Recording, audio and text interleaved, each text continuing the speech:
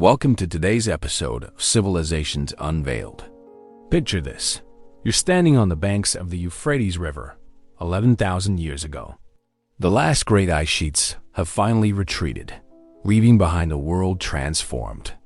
The air is warm, the seasons predictable, and for the first time in human history, the climate has become stable enough to change everything. Around you, small bands of hunter-gatherers are making a decision that will echo through millennia. They're choosing to stay, to plant, to build, to create something humanity has never seen before, civilization itself. But what made this moment possible?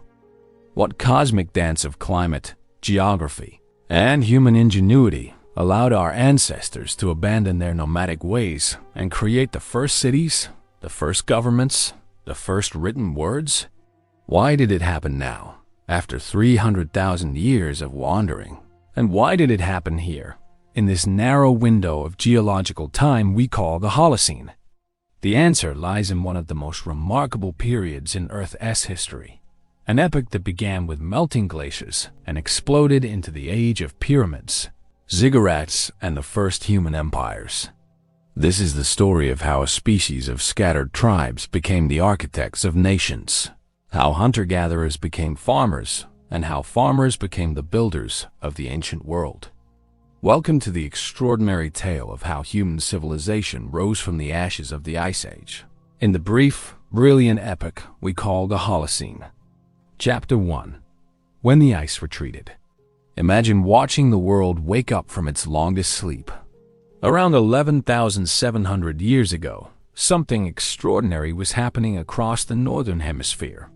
The massive ice sheets that had dominated landscapes for tens of thousands of years were melting away, leaving behind a planet ready for transformation.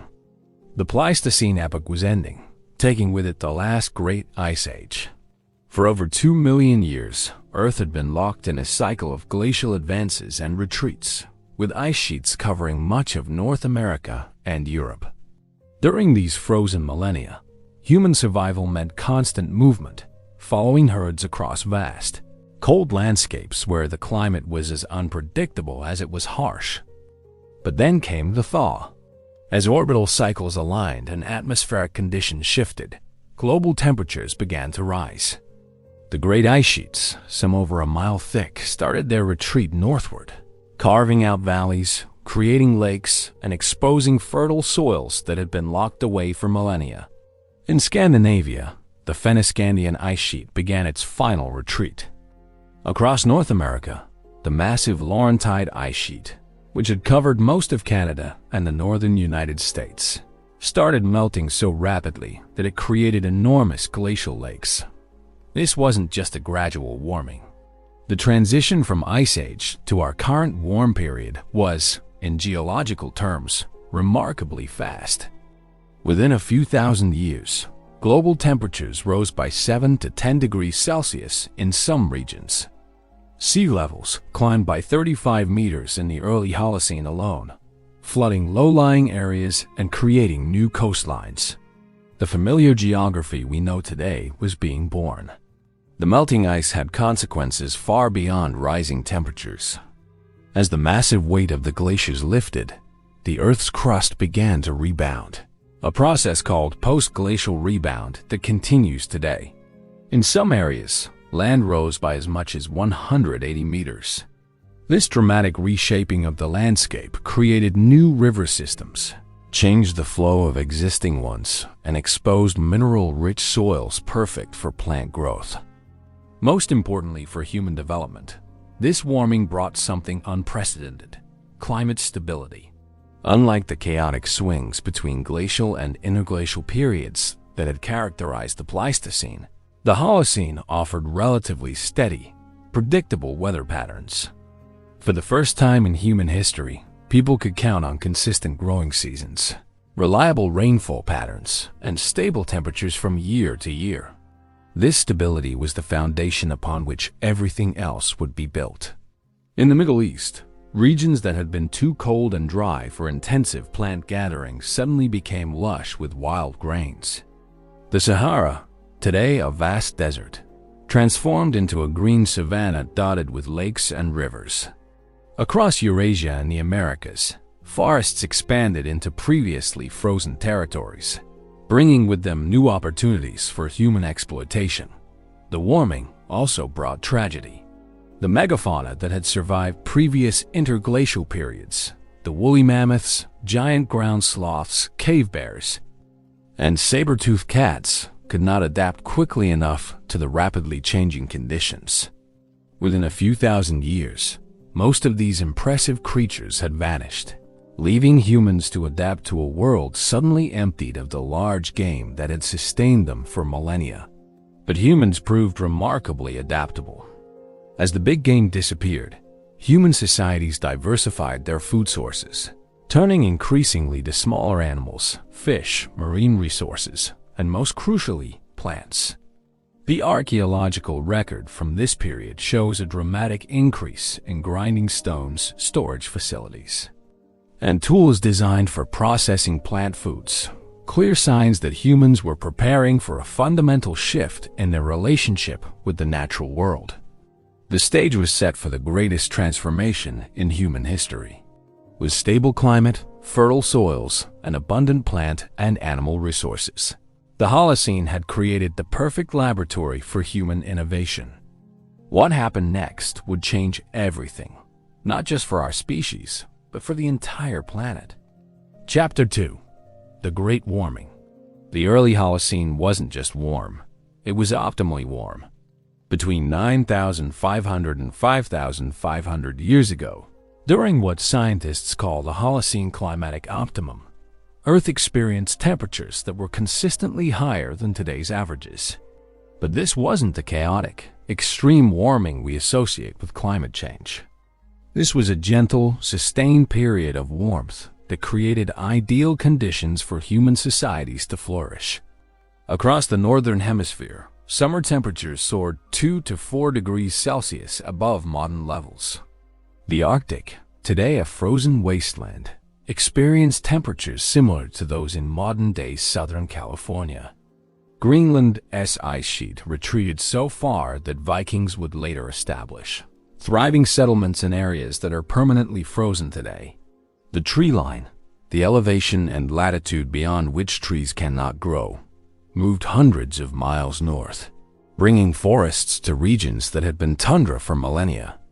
This warming had profound effects on global weather patterns. The monsoon systems that bring life-giving rain to Asia and Africa intensified dramatically. The Indian summer monsoon became significantly stronger, dumping twice as much rain on the Yarlung-Tsangpo Valley of southern Tibet as falls there today. The African monsoon pushed deep into what is now the Sahara Desert, transforming it into a vast grassland dotted with lakes and rivers. Archaeological evidence from this period paints a picture of abundance that's almost hard to believe. In the heart of what we now call the Sahara Desert, researchers have found the remains of fishing communities living beside permanent lakes. Cave paintings from this era show herders tending cattle in regions that haven't seen grass in thousands of years. The Sahara wasn't a barrier to human movement. It was a highway connecting sub-Saharan Africa with the Mediterranean world. In North America, the warming allowed human populations to spread into previously uninhabitable regions. The Pacific Northwest became temperate and lush, supporting dense populations of hunter-gatherers who built permanent settlements and developed complex social hierarchies. The Great Plains, freed from glacial ice, became a vast grassland supporting enormous herds of bison and the human cultures that depended on them. But it was in the Middle East that the warming had its most transformative impact. The region we call the Fertile Crescent, stretching from modern-day Israel and Jordan through Syria and Iraq to the slopes of the Zagros Mountains in Iran, became a botanical paradise. Wild grasses grew so abundantly that small groups of hunter-gatherers could support themselves year-round by collecting the seeds from relatively small territories. These weren't just any grasses. The warming had created perfect conditions for the ancestors of wheat, barley, and other cereal grains that would become the foundation of agriculture. Wild emmer wheat grew in such abundance that a single family could collect enough grain in a few weeks to last an entire year. Wild barley covered hillsides like modern agricultural fields. Legumes, the ancestors of peas, lentils, and chickpeas, grew in association with these grasses, providing a complete protein source.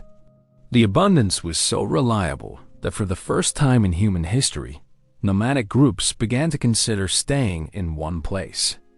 Why wander across vast territories in search of food when everything you needed grew within walking distance of a good water source? This revolutionary idea, sedentism, would prove to be one of the most important developments in human history. But the warming created more than just plant abundance. It also led to population growth on an unprecedented scale. Well-fed human populations began to reproduce more successfully. Infant mortality dropped as nutrition improved. Life expectancy increased as the stress of constant movement and food insecurity decreased. For the first time since the species evolved, human populations began to grow rapidly and consistently. This population growth created both opportunities and challenges. Larger groups could accomplish tasks impossible for small bands: clearing land, building substantial shelters, defending territory. But they also required more resources and more sophisticated social organization. The egalitarian band structure that had served humans for hundreds of thousands of years was about to face its greatest test. As the climate optimum continued, human societies across the globe began experimenting with new ways of living. In the Fertile Crescent, the stage was set for the development of agriculture. In China, communities along the Yellow and Yangtze rivers were beginning their own agricultural experiments. In the Andes, groups were starting to domesticate potatoes and llamas. In Mexico, the ancestors of corn were being selected and modified.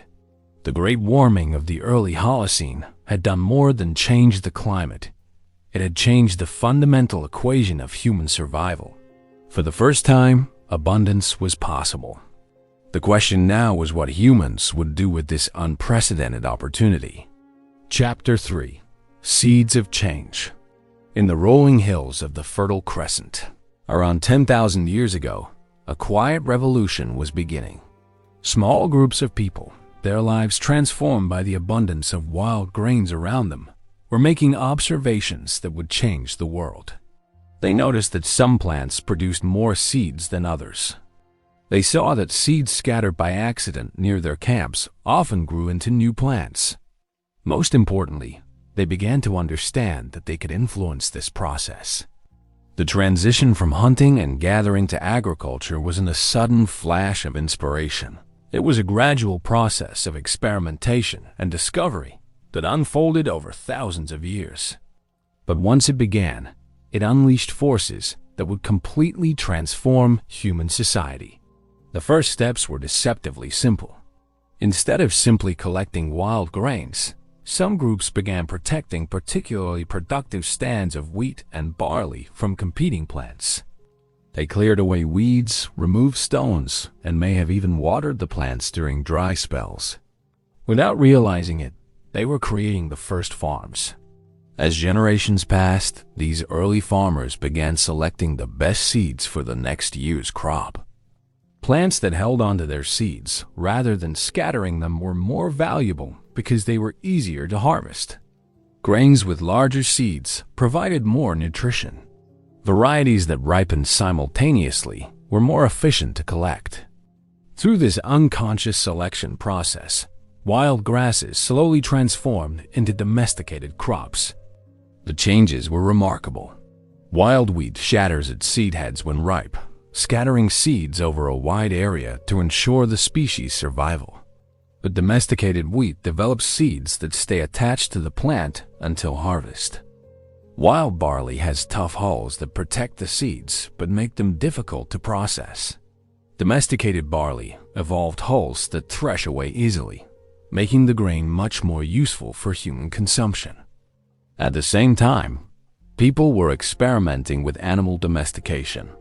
Wild sheep and goats, attracted to the abundant food scraps around permanent settlements, gradually lost their fear of humans. The boldest and most curious animals stayed close to human camps, eventually becoming completely dependent on human care.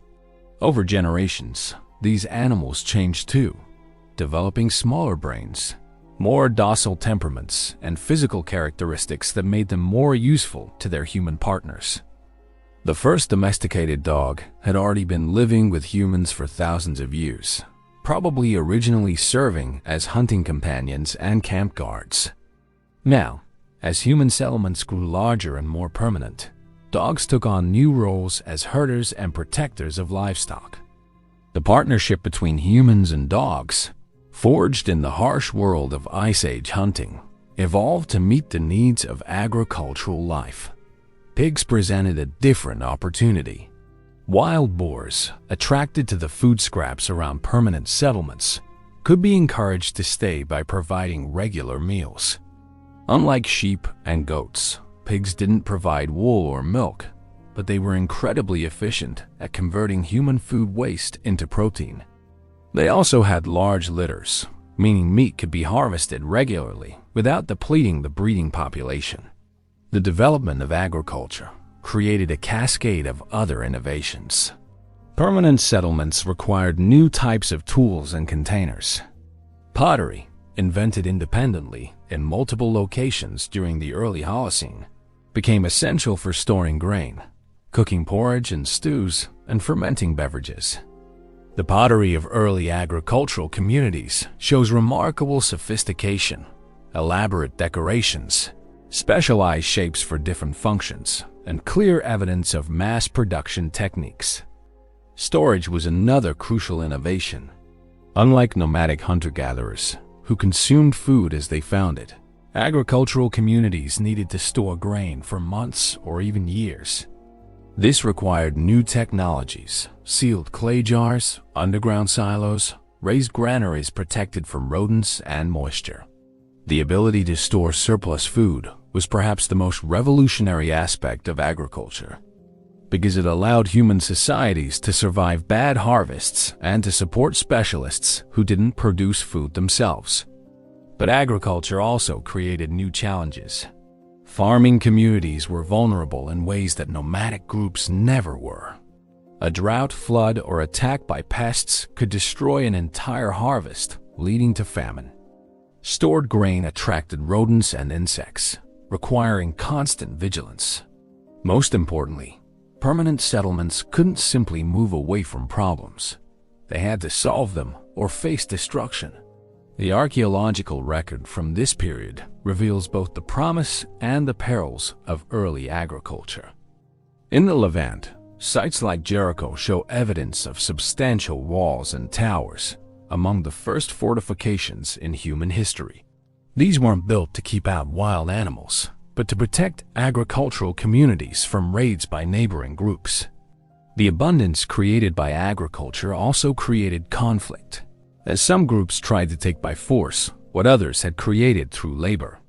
Despite these challenges, agriculture offered advantages that made it irresistible. Agricultural communities could support much larger populations than hunting and gathering groups. They could accumulate wealth in the form of stored grain and livestock. Most importantly, they could produce surplus food that could support specialists, craftspeople, religious leaders, and eventually political elites. By 8,000 years ago, agricultural communities were established throughout the Fertile Crescent and began to spread into Europe, Asia, and Africa. The seeds of civilization, both literal and figurative, had been planted. What would grow from them would be unlike anything the world had ever seen. Chapter 4: The 8,200-Year Crisis. Just as human societies were beginning to master agriculture and establish permanent settlements, the young Holocene delivered a stark reminder of nature's power. Around 8,200 years ago, the Earth's climate system underwent a dramatic convulsion that would test the resilience of every human community from Greenland to the tropics. The crisis began in North America, where the massive glacial Lake Agassiz had been held back by retreating ice dams. This lake, larger than all the Great Lakes combined, contained more fresh water than exists in all modern lakes worldwide. When the ice dam finally collapsed, catastrophic amounts of frigid freshwater rushed into the North Atlantic Ocean in a matter of years, perhaps even months. The impact was immediate and devastating. The massive influx of cold, fresh water disrupted the Atlantic circulation system, the same ocean currents that keep Europe warm today. Within decades, temperatures across the North Atlantic region plummeted by 2 to 3 degrees Celsius. This might not sound dramatic, but it was enough to trigger a cascade of climate changes that affected the entire planet.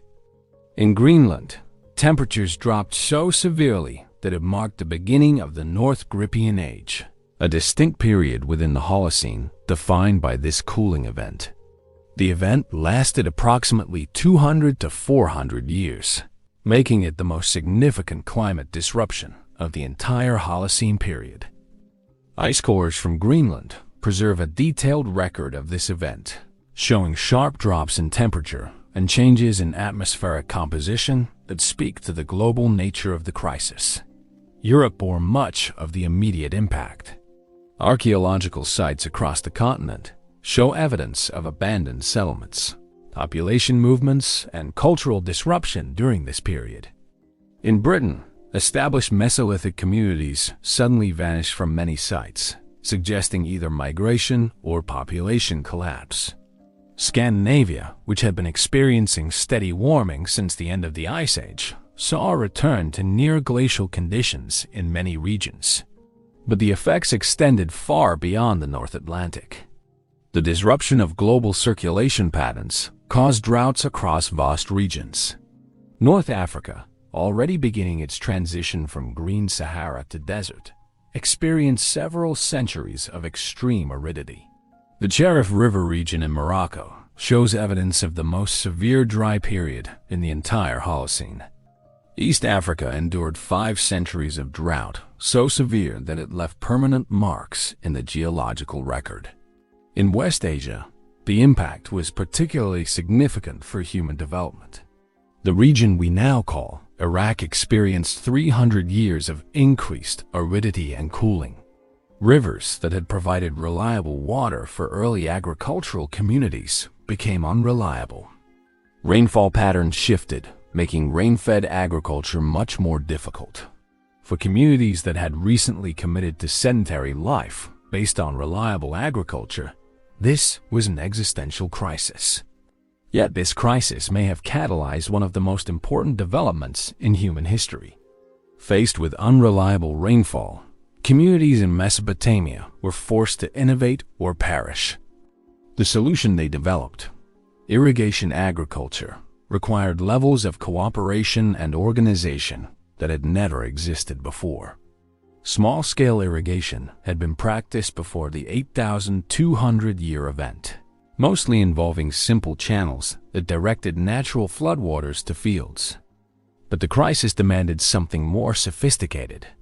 Communities had to dig extensive canal networks, coordinate water use across multiple settlements, and develop complex systems for managing and maintaining irrigation infrastructure. This required new forms of social organization. Irrigation agriculture couldn't be managed by individual families or even single communities. It required coordination across entire river valleys. Leaders emerged who could organize large-scale labor projects and mediate disputes over water rights. Specialists developed expertise in hydraulic engineering, astronomy to predict seasonal changes, and administration. The archaeological record from this period shows remarkable innovations in response to the climate crisis. Sites in Syria show evidence of more sophisticated storage facilities, suggesting communities were preparing for lean years. Settlement patterns changed as people moved closer to reliable water sources. Tool technologies advanced as communities developed more efficient ways to dig canals and manage water. Perhaps most importantly, the crisis may have spurred the first experiments in surplus production that would become the foundation of complex societies. When agriculture was reliable, communities could produce just enough for their immediate needs. But when faced with unpredictable conditions, successful communities began producing and storing surpluses that could sustain them through difficult periods.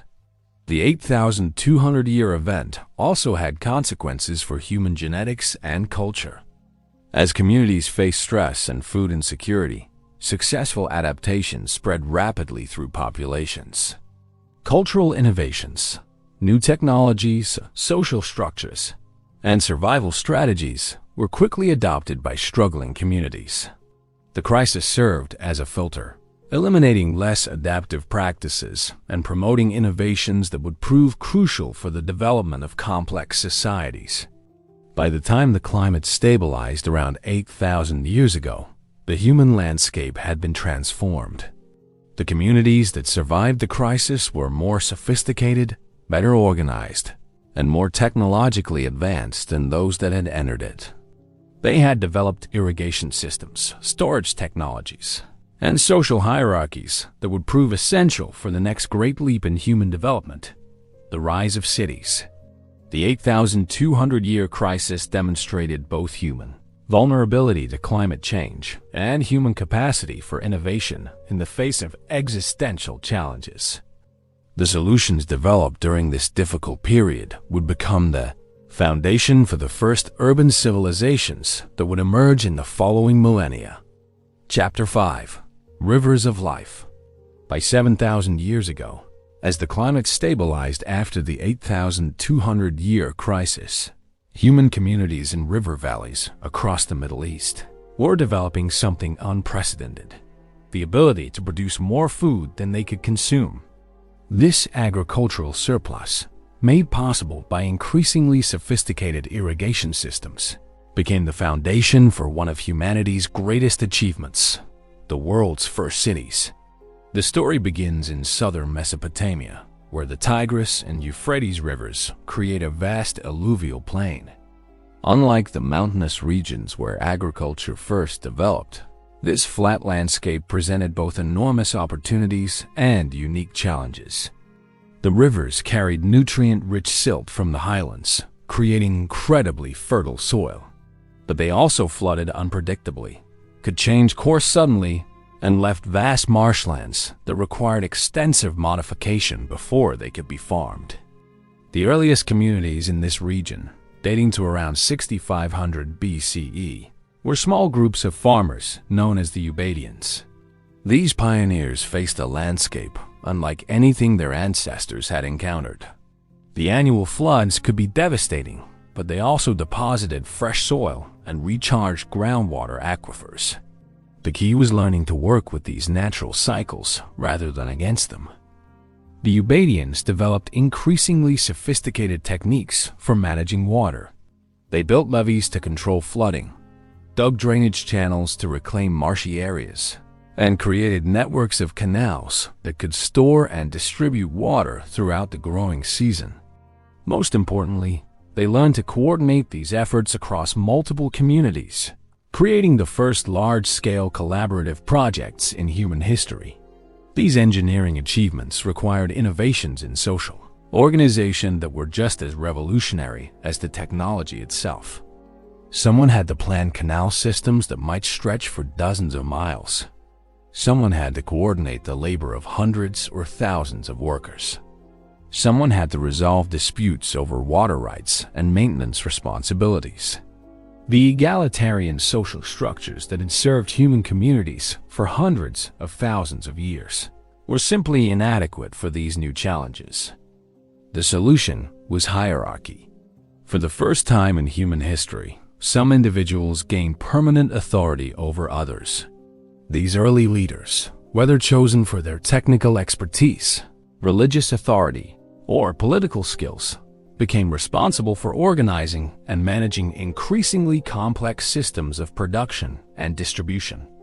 The surplus created by irrigation agriculture made this specialization possible. When a farming family could produce twice as much grain as they needed to survive, that excess could support individuals who didn't farm at all. Some of these specialists became full-time craftspeople, developing new technologies and creating goods for trade. Others became administrators, keeping track of production, storage, and distribution. Still others became religious specialists, developing increasingly elaborate belief systems that helped explain and legitimize the new social order. By 5500 BCE, these processes had created settlements that were unlike anything that had existed before. Sites like Eridu and Uruk in southern Mesopotamia had populations in the thousands, with monumental architecture, specialized craft production, and clear evidence of social stratification. These weren't just large villages, they were the world's first cities. The city of Uruk, which reached its peak around 3200 BCE, exemplified these new urban centers. Home to perhaps 50,000 people at its height, Uruk covered an area of over 1,000 acres and was surrounded by massive walls. The city center was dominated by enormous temple complexes that rose like artificial mountains above the surrounding landscape. These ziggurats weren't just religious buildings. They were symbols of the community's power to organize massive construction projects and monuments to the new social hierarchies that made such projects possible. But cities created new challenges as well as opportunities. Concentrating thousands of people in small areas required innovations in sanitation, food distribution, and social control. Urban populations were vulnerable to disease outbreaks, food shortages, and social unrest in ways that dispersed rural communities never were. The solution was increasingly sophisticated forms of governance and administration. The residents of early cities weren't just farmers who happened to live close together. Cities developed their own economic systems based on craft production and trade. Urban craftspeople created pottery, textiles, and metal goods that were traded throughout the region and beyond.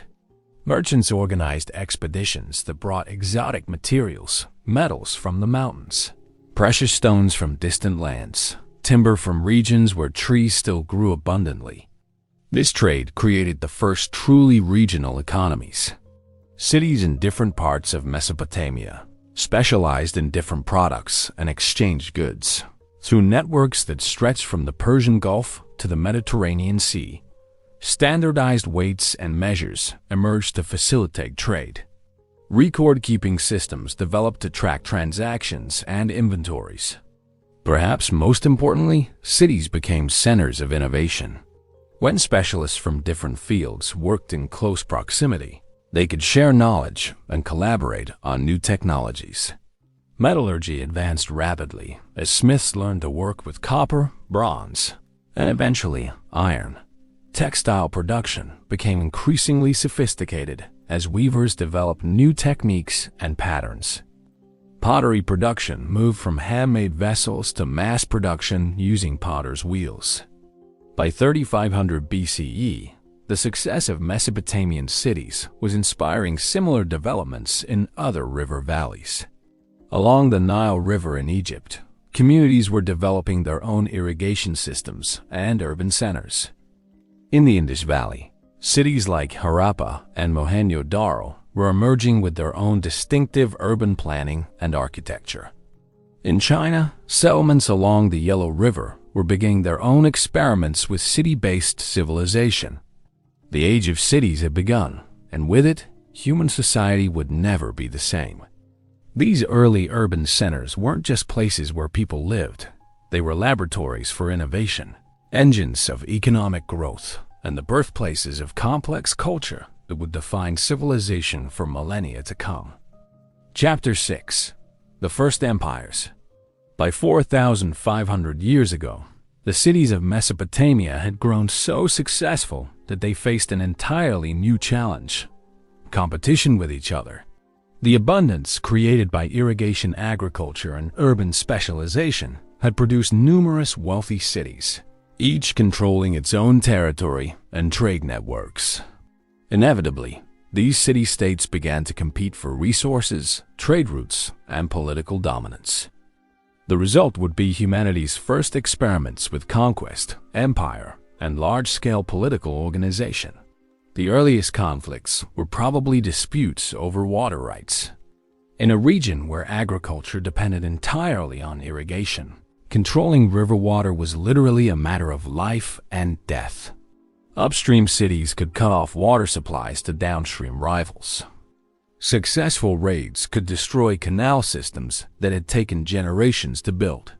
These practical conflicts gradually evolved into systematic warfare between organized armies. The city-state of Uruk emerged as an early leader in this new form of organized violence. Archaeological evidence suggests that around 3200 BCE, Uruk was able to project its power across much of southern Mesopotamia, either through direct conquest or by forcing other cities to acknowledge its supremacy. The city's rulers developed new technologies of war, bronze weapons, organized infantry formations, and siege techniques that could overcome the walls that protected rival cities. But it was Sargon of Akkad, ruling around 2334 BCE, who created what many historians consider the world's first true empire. Sargon didn't just conquer neighboring cities. He developed systems for controlling distant territories and diverse populations. His empire stretched from the Persian Gulf to the Mediterranean Sea, incorporating dozens of cities and millions of people under a single political system. Sargon's innovations in imperial administration were as revolutionary as his military conquests. Rather than simply looting conquered cities and withdrawing, he established permanent garrisons and appointed governors to rule in his name. He standardized weights, measures, and currencies across his empire, making trade and taxation more efficient. Most importantly, he developed ideologies of imperial legitimacy that portrayed his rule as divinely ordained and beneficial to his subjects. The Akkadian Empire demonstrated both the possibilities and the challenges of large-scale political organization. At its peak, it facilitated unprecedented levels of trade and cultural exchange. Ideas, technologies, and artistic styles spread throughout the empire, creating the first truly international culture in human history. The Akkadian language became the lingua franca of diplomacy and trade throughout the Middle East, a role it would maintain for over 1,000 years. But empires also created new forms of vulnerability. The Akkadian Empire depended on constant military success to maintain legitimacy and pay for its expensive administrative apparatus. When climate change brought severe droughts around 2200 BCE, the empire's agricultural base collapsed. Rebellions broke out in distant provinces. Within a few generations, the world's first empire had crumbled, leaving behind only ruins and memories. The collapse of the Akkadian Empire initiated a pattern that would repeat throughout ancient history: imperial rise, expansion, decline, and fall. But each cycle built upon the innovations of its predecessors, gradually developing more sophisticated techniques of political organization and control. The city-state of Ur emerged as the next major power, creating the third dynasty of Ur around 2100 BCE. Ur's rulers learned from Akkad's mistakes, developing more sustainable systems of imperial administration. They created extensive bureaucracies that could function even when central authority was weak. They developed legal codes that standardized justice across diverse populations. They invested heavily in infrastructure, roads, canals, and fortifications that made their empire more resilient to external threats. The Code of Ur-Nammu, one of the earliest known legal codes, illustrates the sophistication of these early imperial systems. Rather than relying on arbitrary royal decrees, Ur established written laws that applied equally to all subjects.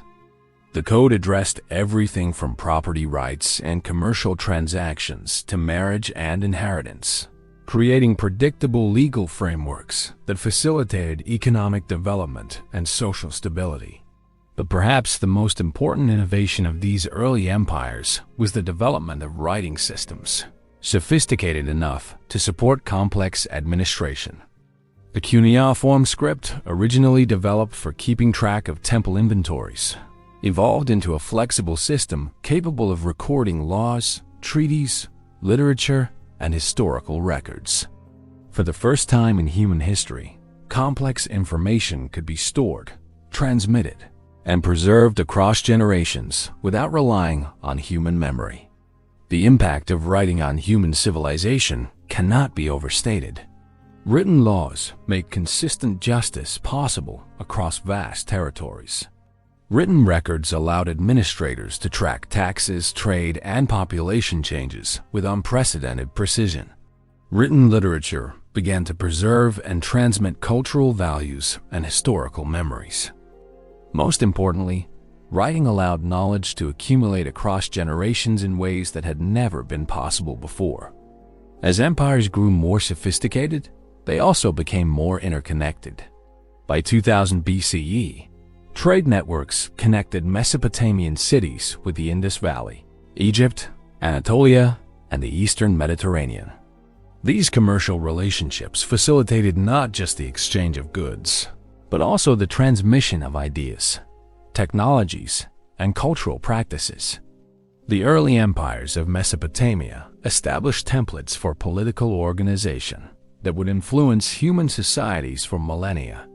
They demonstrated that large, diverse populations could be governed effectively through bureaucratic administration and written law. They showed that military conquest could be combined with cultural assimilation to create stable, long-lasting political entities. Most importantly, they proved that human societies could organize themselves on scales that dwarfed anything that had existed before. The Age of Empires had begun, and with it, human civilization entered a new phase of complexity, ambition, and achievement that would continue to unfold across the ancient world. Chapter 7. Masters of the Nile. While Mesopotamian cities were developing the world's first empires, another remarkable civilization was emerging along the banks of the Nile River. Egypt's development followed a different path from Mesopotamia, more unified, more stable, and more focused on monumental architecture that still inspires awe today. The key to understanding Egyptian civilization lies in appreciating how perfectly adapted it was to the unique conditions of the Nile River Valley. Unlike the chaotic floods of Mesopotamian rivers, the Nile followed an incredibly predictable annual cycle. Each summer, monsoon rains in the Ethiopian highlands caused the river to rise gradually, flooding the narrow valley and depositing rich silt across the farmland. The floods reached their peak in late summer, then receded in fall, leaving behind perfectly watered and fertilized fields ready for planting. This natural irrigation system was so reliable that ancient Egyptians could predict the flood's arrival within a few days, year after year. This predictability had profound effects on Egyptian society and culture. Unlike Mesopotamian communities, which had to constantly adapt to unpredictable floods and changing river courses, Egyptian communities could develop long-term strategies and invest in permanent infrastructure. The result was a civilization characterized by extraordinary stability and continuity that lasted for over 3,000 years. The earliest evidence of complex society in Egypt dates to around 3500 BCE, when communities throughout the Nile Valley were developing increasingly sophisticated agricultural and social systems. Unlike Mesopotamia, where numerous independent cities competed for dominance, the geography of Egypt encouraged unification. The Nile Valley is essentially a narrow oasis surrounded by desert. Communities along the river had to cooperate or risk being cut off from essential resources. By 3100 BCE, this process of unification culminated in the creation of the first unified Egyptian state under a ruler traditionally known as Menes or Narmer. This event, which Egyptians themselves considered the founding of their civilization, established patterns of centralized monarchy that would define Egyptian politics for millennia. Unlike Mesopotamian city-states, which maintained their independence even when incorporated into empires, Egypt developed as a unified kingdom from its very beginning. The pharaoh, the title means great house in Egyptian, wasn't just a political ruler, but a divine figure who embodied the God's power on earth. This divine kingship provided ideological justification for the pharaoh's authority and helped maintain political stability across the vast territories under Egyptian control. The pharaoh was responsible not just for governing the kingdom, but for maintaining cosmic order itself, ensuring that the Nile continued to flood, that the sun continued to rise, and that Egypt remained prosperous and secure. This divine kingship reached its most spectacular expression in the construction of pyramids. Beginning around 2700 BCE, Egyptian pharaohs began constructing increasingly elaborate tombs that demonstrated their divine status and organizational capabilities. The Great Pyramid of Giza, built for Pharaoh Khufu around 2580 BCE, remains one of humanity's most impressive architectural achievements. Standing originally at 146 meters tall and constructed from over 2.3 million stone blocks, each weighing 2 to 3 tons, it represented the pinnacle of Old Kingdom engineering and organization. But pyramids were more than just monuments to royal ego. They were statements about Egyptian civilization's capabilities and values. Building the Great Pyramid required coordinating the labor of thousands of workers over decades. Limestone blocks had to be quarried, transported, and precisely fitted together. Complex ramp systems had to be designed and constructed. Massive amounts of food, water, and materials had to be organized and distributed. The precision required was extraordinary. The base of the Great Pyramid is leveled to within just 2.1 centimeters. Recent archaeological discoveries have revolutionized our understanding of how these monuments were built. Evidence suggests that pyramid construction was a national project that involved the entire Egyptian economy. During the annual flood season, when farming was impossible, thousands of farmers became construction workers, earning rations of bread, beer, and meat for their labor. Specialized crews of permanent workers handled the most skilled tasks, developing techniques for moving and placing massive stone blocks that remained unmatched for millennia. The pyramids also demonstrate the sophistication of Egyptian mathematics, astronomy, and engineering. The Great Pyramid's orientation aligns almost perfectly with cardinal directions, accurate to within 3/60th of a degree. Its proportions incorporate complex mathematical relationships that suggest Egyptian knowledge of geometric principles that wouldn't be formally described by Greek mathematicians for another 2,000 years. Internal chambers and passages required sophisticated understanding of structural engineering to prevent collapse under the enormous weight of stone above. But Egypt's achievements extended far beyond monumental architecture. Egyptian civilization developed one of the world's most sophisticated writing systems, hieroglyphics, that could express complex ideas, emotions, and abstract concepts with remarkable precision. Unlike the cuneiform writing of Mesopotamia, which was primarily used for administrative records, Egyptian writing flourished as a medium for literature, religious texts, and historical narratives that provide intimate glimpses into ancient Egyptian life and thought. The Edwin Smith Papyrus, dating to around 1600 BCE, but copying texts that are much older, describes surgical procedures, anatomical observations, and diagnostic techniques that demonstrate detailed understanding of human physiology. Egyptian physicians could perform cataract surgery, set complex bone fractures, and treat a wide range of diseases using both surgical intervention and pharmaceutical preparations derived from plants, minerals, and animal products. This medical knowledge was systematically recorded and transmitted, creating the world's first medical textbooks. Egyptian mathematical achievements were equally impressive. The Rhind Papyrus and other mathematical texts show that Egyptians had developed sophisticated techniques for calculation, geometry, and engineering that were essential for their monumental construction projects. They could calculate the volume of pyramids, determine the slope of ramps, and solve complex problems involving fractions and proportions. Egyptian mathematical notation, while different from modern systems, was remarkably efficient and practical. The stability of Egyptian civilization also fostered remarkable achievements in art and culture. Egyptian artistic styles, established during the Old Kingdom period, remained remarkably consistent for over 2,000 years, creating a visual vocabulary that instantly evokes ancient Egypt even today. This consistency wasn't due to lack of creativity, but rather to the conscious preservation of artistic traditions that were believed to maintain cosmic order and ensure the continued prosperity of the kingdom. Egyptian artists developed sophisticated techniques for sculpture, painting, and decorative arts that achieve both technical excellence and powerful aesthetic impact. The famous bust of Nefertiti, the golden mask of Tutankhamun, and countless temple reliefs demonstrate mastery of proportion, detail, and symbolic meaning that continues to inspire artists today.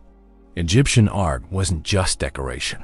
It was a complex system of religious and political communication that reinforced social order and cultural values.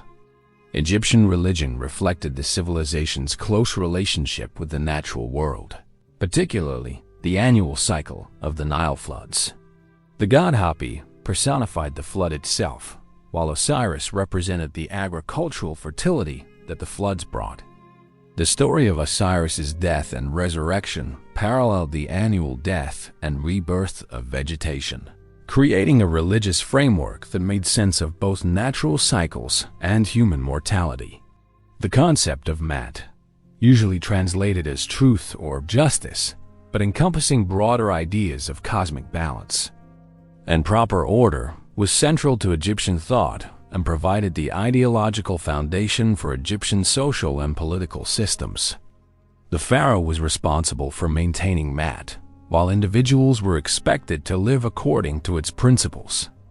This created a remarkably stable social system that could absorb external shocks and internal changes while maintaining its essential character across millennia. Egyptian technological innovations extended to many areas beyond construction and medicine.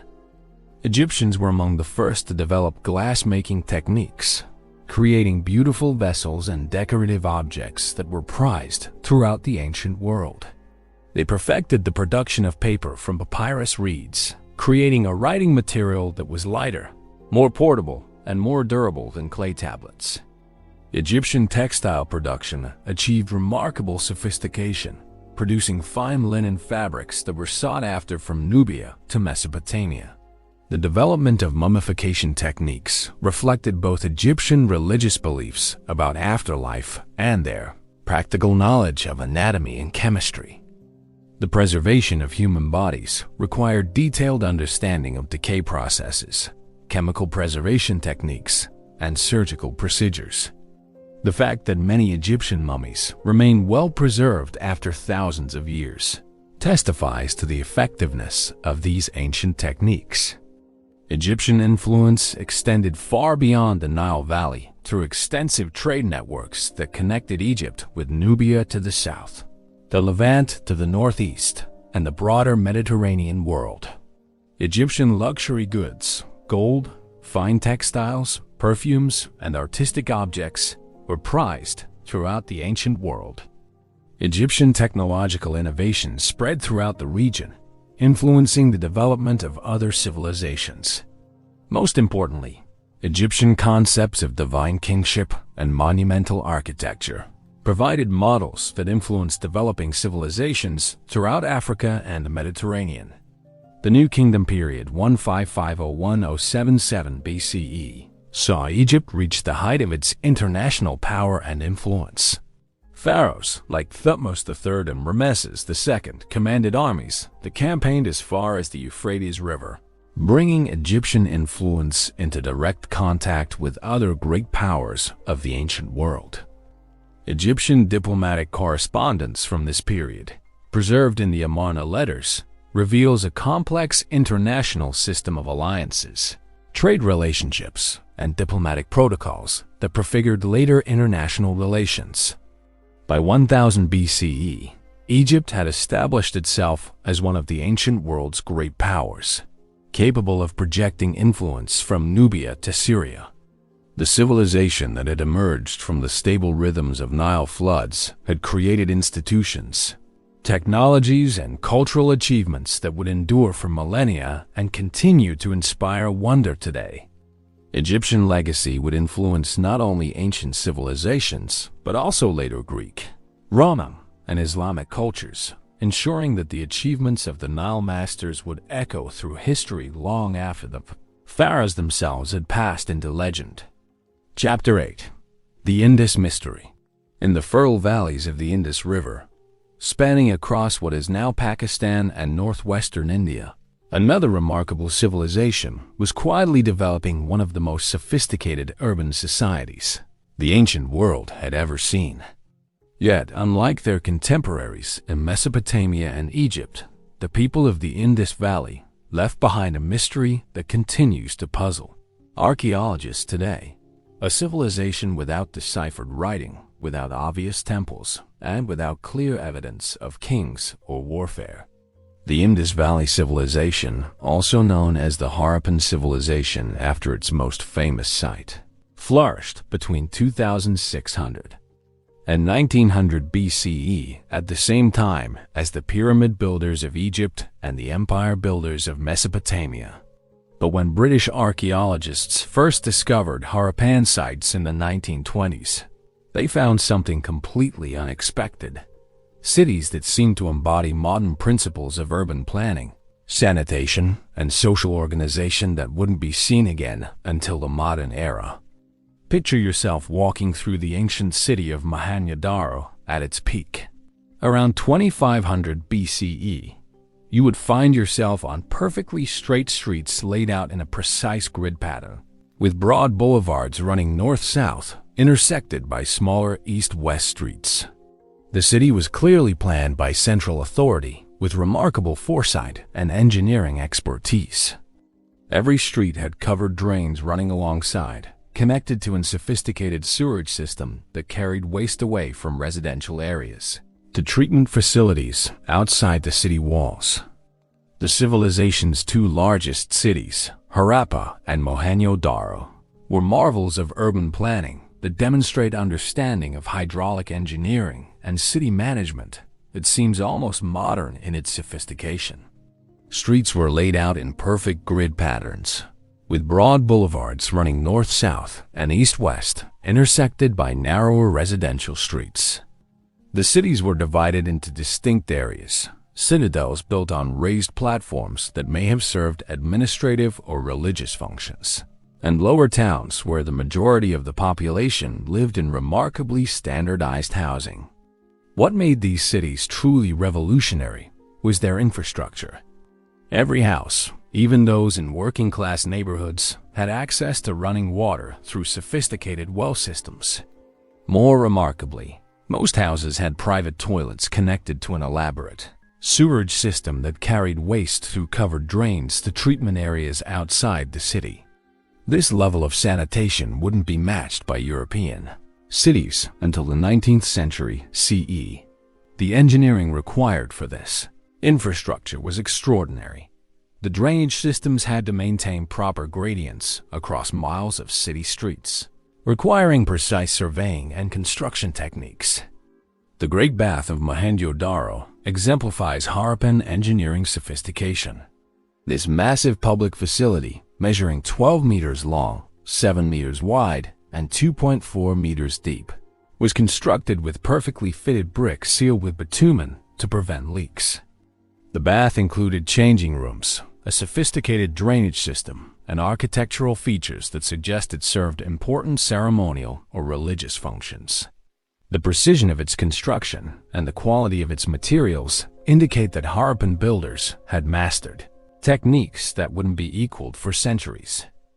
Harappan cities also featured remarkable standardization that suggests either centralized planning or shared cultural standards maintained across vast distances. Bricks were manufactured in standardized ratios that were used consistently throughout the civilization's territory. The ratio of length to width to height was consistently 4 to 2 to 1, whether the bricks were found in Harappa in the north or Lothal in the south. This standardization extended to weights and measures. Identical stone cubes have been found across Harappan sites, indicating a uniform system of measurement used for trade and construction. The Harappan people were master engineers who understood principles of hydraulics and urban planning that seem startlingly modern. At Lothal, they built massive dockyard complexes that could handle large seagoing vessels, indicating extensive maritime trade networks. The dock was connected to an ancient course of the Sabarmati River by a channel that allowed ships to enter during high tide and remain safely moored during low tide. The engineering required to maintain water levels and prevent silting demonstrates sophisticated understanding of tidal mechanics and river management. Perhaps most intriguingly, Harappan cities show remarkably little evidence of the social inequality that characterized their contemporary civilizations. Unlike Mesopotamian or Egyptian sites, where palaces and elaborate tombs clearly indicate ruling elites, Harappan sites show relatively modest variations in house size and grave goods. The largest houses were only 2 or 3 times bigger than the smallest, and even elite burials contained relatively simple grave goods compared to the spectacular tombs of Egyptian pharaohs or Mesopotamian kings. This apparent egalitarianism has led to fascinating speculation about Harappan's social organization. Some scholars suggest that Harappan society was governed by merchant guilds or priestly classes that maintained power through economic and religious authority rather than military force. Others propose that the civilization was organized as a confederacy of city-states that shared cultural standards but maintained political independence. The absence of obvious palaces or royal monuments remains one of the most puzzling aspects of Harappan archaeology. The civilization's economy was based on sophisticated agriculture supported by extensive irrigation systems. Harappan farmers grew wheat, barley, peas, and sesame in the fertile alluvial soils of the Indus Valley. They were among the first people to cultivate cotton for textile production, developing techniques for growing, harvesting, and processing cotton fiber that would eventually spread throughout the ancient world. They also developed advanced irrigation techniques, including wells, canals, and possibly sophisticated water storage systems that allowed agriculture in regions that might otherwise have been too dry for reliable farming. Harappan farmers also domesticated water buffalo, zebu cattle, and chickens, developing animal husbandry techniques that provided reliable sources of protein, dairy products, and materials for craft production. The zebu cattle they domesticated became the foundation for cattle breeding throughout South Asia and remain economically important in the region today. Archaeological evidence suggests they may have been the first civilization to develop efficient plowing techniques using trained oxen, allowing them to cultivate much larger areas than would have been possible with hand tools alone. The civilization's craft production achieved remarkable sophistication and standardization. Harappan potters produced ceramics using wheel techniques that created uniform vessels with precise proportions and decorative patterns. Their pottery shows both technical excellence and artistic achievement, with sophisticated glazing techniques and decorative motifs that suggest shared cultural traditions, maintained across the entire civilization. Metalworkers produced bronze tools, weapons, and ornaments using techniques that were equal to or superior to their contemporaries in Mesopotamia and Egypt. Harappan bead makers achieved particular renown, producing carnelian, agate, and other semi-precious stone beads that were traded throughout the ancient world. The techniques they developed for drilling tiny holes through hard stone beads required specialized tools and skills that represent remarkable technological achievement. These beads have been found in archaeological sites from Central Asia to Mesopotamia, indicating extensive trade networks that connected the Indus Valley with civilizations thousands of miles away. But it was in standardization and mass production that the Harappan civilization truly excelled. Archaeological excavations have uncovered identical weights and measures used across the entire civilization, from the Arabian Sea to the foothills of the Himalayas. Stone cubes used as weights follow consistent ratios that suggest a sophisticated understanding of mathematical relationships. Tools, pottery, and ornaments show levels of standardization that indicate either centralized production facilities or remarkably consistent manufacturing standards maintained across vast distances. The civilization's trade networks were extensive and sophisticated, connecting the Indus Valley with Central Asia, Mesopotamia, and possibly even more distant regions. Harappan artifacts have been found in Mesopotamian cities, and Mesopotamian goods appear in Harappan sites, indicating regular commercial contact across the Arabian Sea. Harappan merchants established trading posts along the Arabian Peninsula and Persian Gulf, facilitating exchange of goods and ideas between different civilizations. Seals with distinctive Harappan script have been found throughout these trade networks, suggesting that Harappan merchants were active throughout the western Indian Ocean. These seals, carved from steatite and featuring animal motifs and undeciphered script, may have served as identification markers for merchant houses or as quality guarantees for traded goods. The wide distribution of these seals indicates that Harappan commercial influence extended far beyond their homeland. Yet for all their achievements, the Harappan people remain mysterious because their writing system has never been deciphered. Hundreds of inscribed seals and other objects have been discovered, featuring what appears to be a sophisticated script with over 400 distinct signs. The inscriptions are typically short, usually containing fewer than 5 symbols, which has made decipherment extremely difficult. Unlike Egyptian hieroglyphics or Mesopotamian cuneiform, no bilingual texts have been found that could serve as a Rosetta Stone for unlocking the Harappan language. This linguistic mystery extends to other aspects of Harappan culture. Without written records, we can only guess at their religious beliefs, political systems, and cultural values. The cities contain structures that might be temples, but they could equally well be administrative buildings, public baths, or community meeting places. Art objects suggest religious or ceremonial significance, but their exact meaning remains unknown. The civilization appears to have been remarkably peaceful. Weapons are rare in archaeological sites, and there's little evidence of warfare or violent destruction. Around 1900 BCE, the Harappan civilization began to decline. Cities were gradually abandoned, trade networks collapsed, and the sophisticated urban culture that had flourished for over 700 years simply vanished. The causes of this decline remain debated among scholars. Climate change may have altered monsoon patterns, making agriculture more difficult.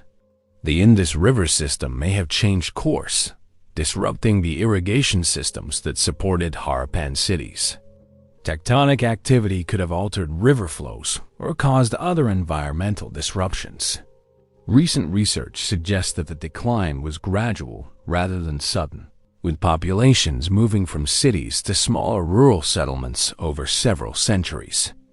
By 1700 BCE, most Harappan cities had been abandoned, and the civilization that had once been the most extensive of the ancient world had largely disappeared from the historical record. Unlike Egypt and Mesopotamia, which left behind extensive written records and continuous cultural traditions, the Harappan civilization vanished so completely that it was unknown to modern scholarship until the 20th century. Yet recent archaeological discoveries suggest that Harappan innovations may have had lasting influence on South Asian civilization. Agricultural techniques, urban planning concepts, and craft traditions that appeared in later Indian civilizations may have their roots in Harappan practices. The civilization that created the ancient world as most advanced cities may have bequeathed more to the future than their mysterious disappearance initially suggested, leaving behind a legacy that continues to influence South Asian culture even today. Chapter 9. the dragon awakens while civilizations flourished in the river valleys of the Middle East and South Asia. Another great transformation was taking place along the banks of the Yellow River in northern China. Here in the fertile Loess Plains, where windblown soil had created some of the world's richest agricultural land, Chinese civilization was developing its own distinctive approaches to agriculture, politics, and culture that would profoundly influence East Asian development for millennia. Imagine standing in the Yellow River Valley 8,000 years ago, watching small groups of farmers tend fields of millet that stretch to the horizon. The soil beneath your feet is unlike anything found elsewhere in the world.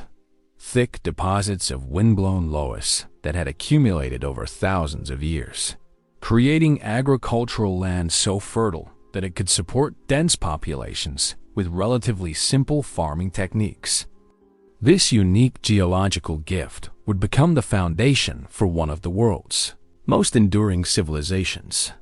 The story of Chinese civilization begins around 9,000 years ago, when communities in the Yellow River Valley began experimenting with agriculture, independently of developments in the Middle East. Unlike the wheat and barley that formed the foundation of Western agriculture, Chinese farmers focused on millet and rice, crops that required different techniques and produced different social results. Millet, in particular, was perfectly suited to the semi-arid climate of northern China, producing reliable harvests even during years when other crops might fail. Millet cultivation, which began around 7000 BC in the Yellow River Valley, represented a remarkable adaptation to local environmental conditions. This hardy grain could survive droughts that would destroy wheat or barley, and it matured quickly enough to allow multiple harvests in a single growing season. Archaeological evidence from sites like Sishan and Kuahuqio shows that early Chinese farmers developed sophisticated techniques for millet processing, including specialized grinding stones and storage facilities that could preserve grain for years. Rice cultivation developed somewhat later in the warmer, wetter valleys of southern China, but it would eventually prove even more revolutionary than millet. Rice paddies, with their sophisticated systems of controlled flooding, terracing, and water management, could produce yields far higher than any other grain crop. The labor required to create and maintain rice paddies also encouraged cooperative work patterns that would become characteristic of Chinese rural society for millennia. These agricultural foundations supported the development of increasingly complex societies that showed distinctly Chinese characteristics from their earliest stages. By 5000 BCE, communities in the Yellow River Valley were producing sophisticated pottery that demonstrated both technical skill and artistic achievement.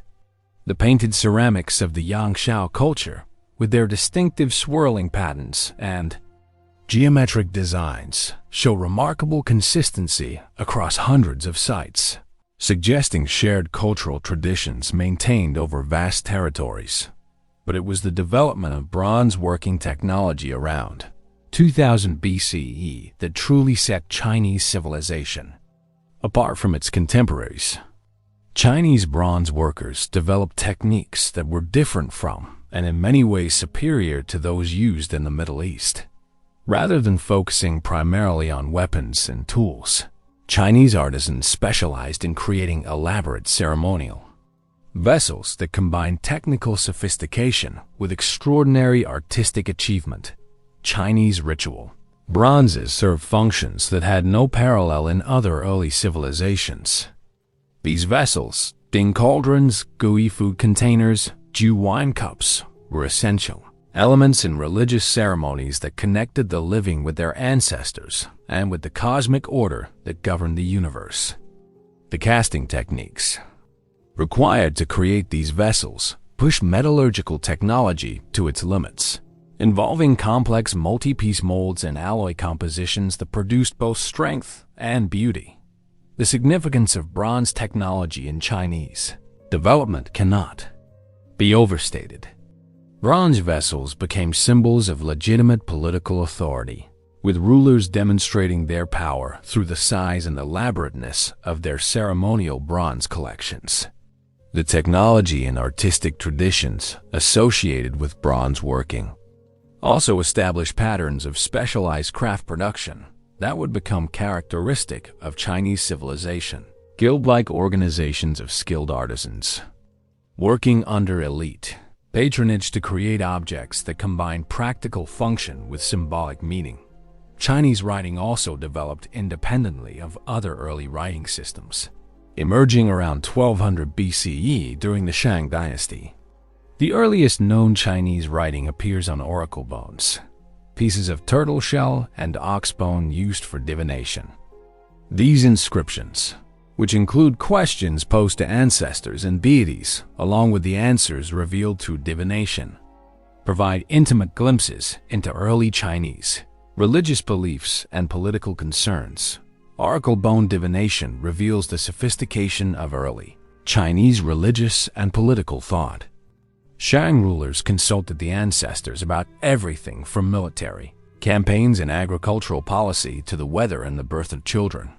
The questions asked show detailed concern with maintaining cosmic harmony through proper ritual behavior and political action. The answers, interpreted through the patterns of cracks created when heated bronze rods were applied to the bones, were carefully recorded using a writing system that was already remarkably sophisticated. Unlike cuneiform or hieroglyphics, Chinese writing was based on a logographic system where individual characters represented words or concepts rather than sounds. This system had profound consequences for Chinese cultural development. Because Chinese characters represented meaning rather than pronunciation, the writing system could be used to record different spoken languages and dialects, creating cultural unity across China's vast territories, even when people spoke mutually unintelligible languages. The Shang dynasty, which ruled much of northern China from around 1600 to 1046 BCE, exemplified early Chinese civilization at its peak. Archaeological evidence from the Shang capital at Anyang reveals a sophisticated urban center with elaborate palaces, royal tombs, and specialized workshop areas where craftsmen produced bronze vessels, jade ornaments, and other luxury goods. The city was carefully planned with distinct areas for different functions: royal palaces, noble residences, craft workshops, and burial grounds. Shang society was highly stratified, with clear distinctions between the royal family, nobles, commoners, and slaves. This social hierarchy was reflected in burial practices that show extreme differences in wealth and status. Royal burials were elaborate affairs that included not just precious grave goods, but also human sacrifices, sometimes hundreds of retainers, guards, and servants who were killed to accompany deceased rulers into the afterlife. These practices demonstrate both the absolute authority of Shang rulers and the sophisticated beliefs about death and afterlife that characterized early Chinese religion. The Shang military was organized around horse-drawn chariots that provided mobility and shock power on the battlefield. Archaeological evidence suggests that Shang armies were highly organized, with standardized weapons and armor, professional officer corps, and sophisticated logistics systems that could support campaigns hundreds of miles from the capital. The Shang also developed advanced fortification techniques, creating massive walls and defensive systems that protected their cities and territories. But perhaps most importantly, the Shang established political and cultural patterns that would define Chinese civilization for millennia. The concept of the king as intermediary between human society and the cosmic order became central to Chinese political thought. Shang rulers were responsible not just for governing their territories, but for maintaining the harmony between heaven and earth through proper ritual behavior and moral conduct. The Shang were eventually overthrown by the Zhou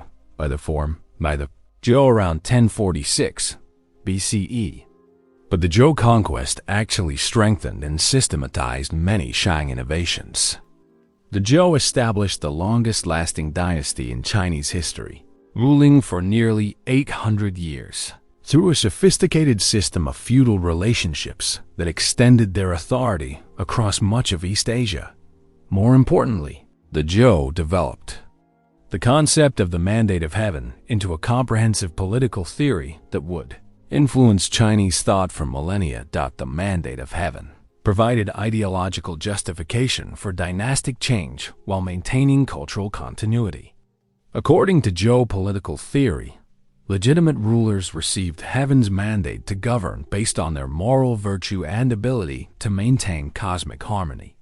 When rulers became corrupt or incompetent, heaven would withdraw its mandate and transfer legitimate authority to new rulers who could restore proper order. This concept established the principle that political authority was conditional on moral behavior, creating expectations of governmental responsibility that persisted throughout Chinese history. Zhou China also witnessed remarkable technological and cultural achievements that established foundations for later Chinese development. Iron working was introduced and refined, leading to better agricultural tools that increased food production and supported larger populations. The Zhou period produced some of China's greatest philosophical and literary works, including portions of the I Ching, Book of Changes, and the Book of Songs that remained central to Chinese cultural tradition.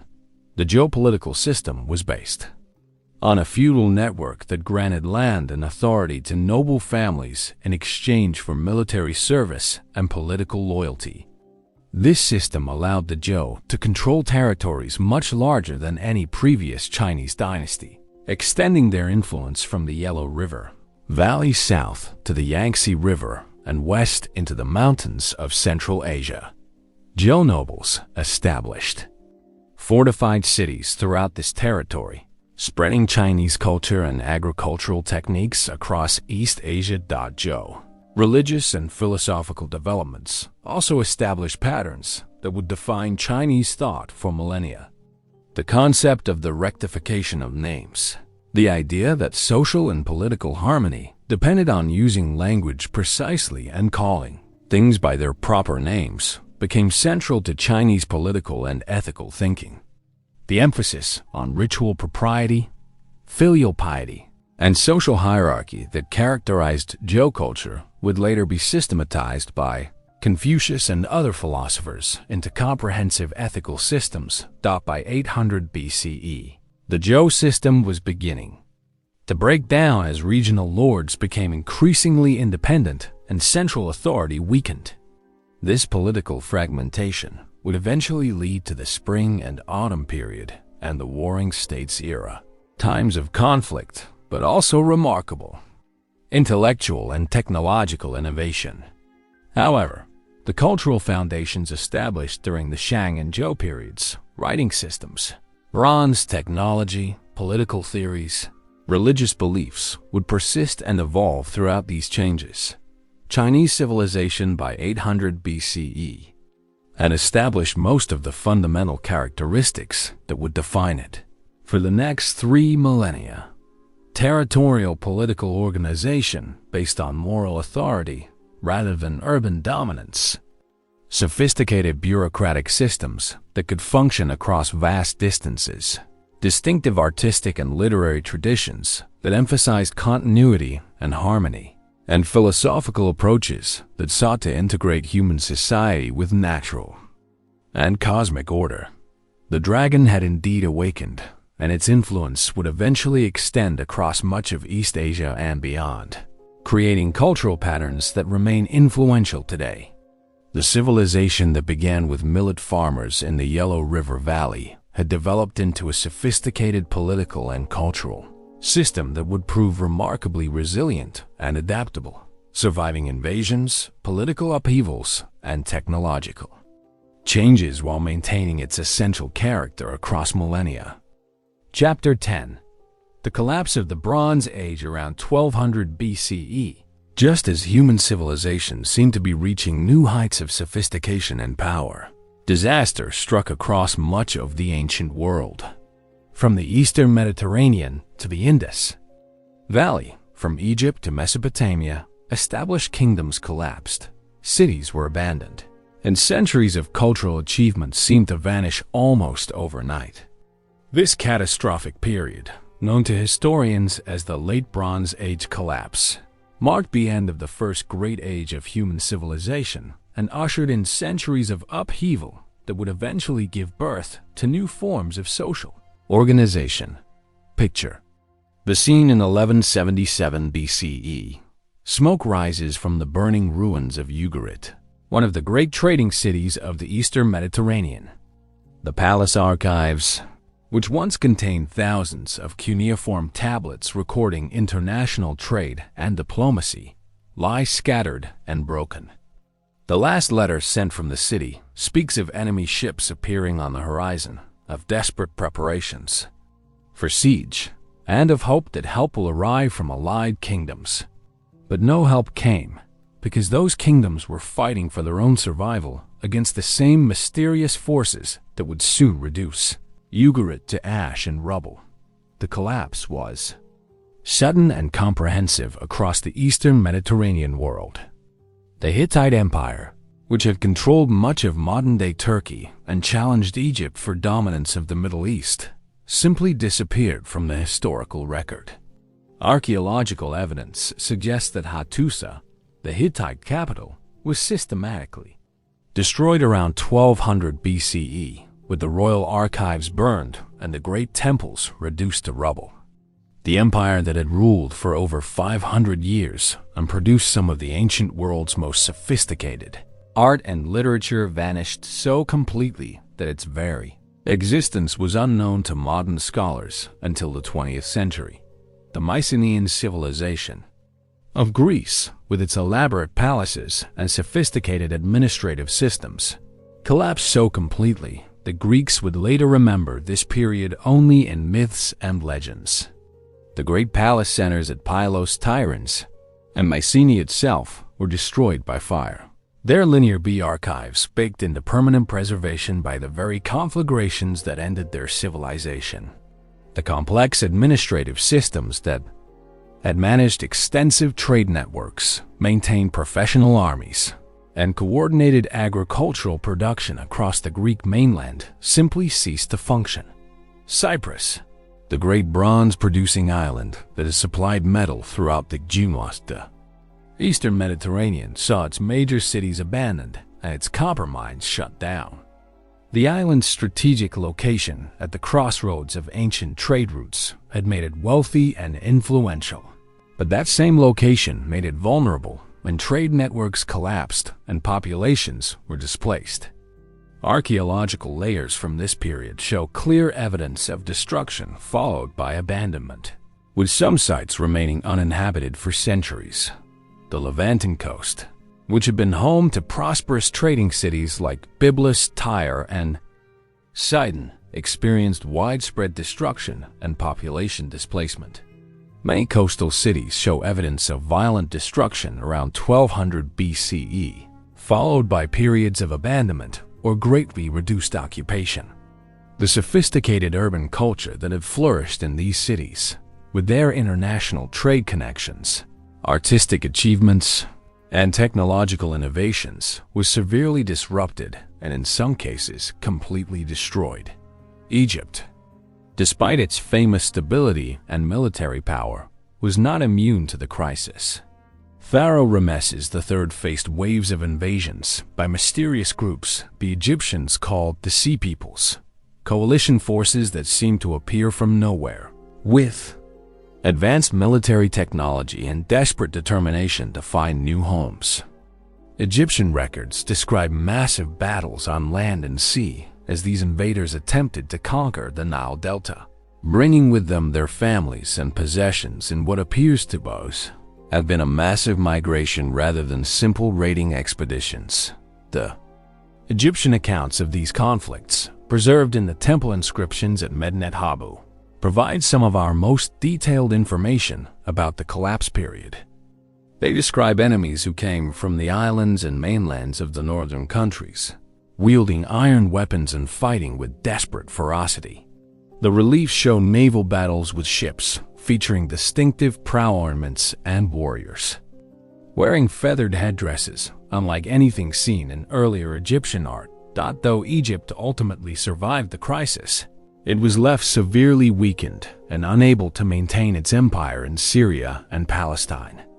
The loss of these territories, which had provided wealth through tribute and trade, marked the beginning of Egypt's gradual decline from superpower status to regional influence.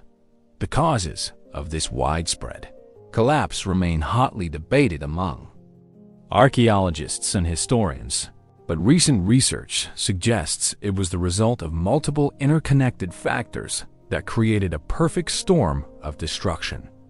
Climate change certainly played a crucial role. Paleoclimatic evidence shows that the eastern Mediterranean experienced severe drought conditions around 1200 BCE. That would have made agriculture difficult and forced populations to migrate in search of fertile land. Pollen records from across the region show dramatic changes in vegetation patterns, indicating a shift to much drier conditions that persisted for several centuries.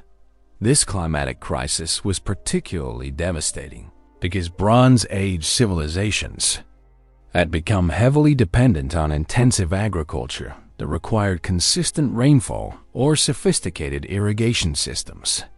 When the rains failed and rivers ran low, the agricultural surplus that supported urban populations, professional armies, and complex administrative systems simply disappeared. Archaeological evidence from many sites shows clear signs of nutritional stress and population decline during this period, suggesting widespread famine that weakened societies and made them vulnerable to other threats. But climate alone cannot explain the comprehensive nature of the collapse. Advanced civilizations like Egypt and Mesopotamia had survived droughts before, and some regions that experienced the collapse were not significantly affected by climate change. What made this crisis different was its systemic nature. The collapse affected not just individual kingdoms, but the entire network of trade, diplomacy, and cultural exchange that had connected the Bronze Age world. The Bronze Age civilizations had become interdependent in ways that made them vulnerable to cascading failures. Bronze itself required tin, which was relatively rare and had to be imported over long distances from places like Afghanistan, Cornwall, and possibly even Southeast Asia. When trade routes were disrupted by warfare or social collapse, civilizations that had based their military and technological superiority on bronze weapons suddenly found themselves unable to maintain their equipment. Archaeological sites from this period show declining quality in bronze artifacts, with increasing amounts of lead and other inferior metals added to compensate for tin shortages. Some sites show evidence of desperate attempts to recycle bronze objects, melting down ceremonial vessels and decorative items to create weapons and tools. This technological crisis would have had cascading effects throughout society, affecting everything from agricultural tools to military equipment to the luxury goods that facilitated international trade. The collapse also coincided with the introduction of iron technology, which may have disrupted existing military and economic systems. Iron weapons were potentially superior to bronze ones. Iron holds a sharper edge and is less likely to bend in combat. More importantly, iron ore was much more widely available than the tin needed for bronze production. Groups that mastered ironworking could arm themselves effectively without depending on long-distance trade networks, giving them significant advantages over established powers that relied on bronze-based military systems. The transition to iron technology wasn't uniform across the region, creating military imbalances that may have contributed to the collapse. Archaeological evidence suggests that some of the groups that attacked Bronze Age civilizations had access to iron weapons while their victims were still primarily relying on bronze equipment. This technological advantage could explain how relatively small groups of invaders were able to overwhelm sophisticated urban civilizations with large populations and established military traditions. Some scholars have suggested that the collapse was triggered or accelerated by internal social tensions within Bronze Age civilizations. These societies were highly stratified, with small ruling elites controlling large populations of farmers, craftsmen, and slaves. The elaborate palace systems that characterize many Bronze Age civilizations required enormous amounts of resources to maintain, creating heavy tax burdens on agricultural populations. When climate stress reduced agricultural productivity, these systems may have become unsustainable, leading to social revolts and political breakdown. Archaeological evidence from several sites supports this theory of internal collapse. At Pylos in Greece, for example, the final linear B tablets record frantic preparations for defense, including the deployment of rowers and the collection of bronze objects for melting down into weapons. But there's no evidence of foreign invasion. Instead, the palace seems to have been destroyed by fire from within, possibly during a popular uprising against the ruling elite. The mysterious sea peoples, who appear in Egyptian records as the primary agents of destruction, may actually have been refugees from collapsing civilizations rather than external invaders.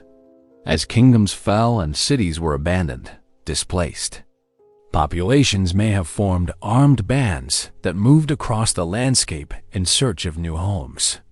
These groups would have included not just warriors but entire families fleeing from devastated homelands, which would explain why Egyptian accounts describe them as bringing women, children, and possessions rather than conducting simple military raids. The Sea People's identity remains one of archaeology's greatest mysteries.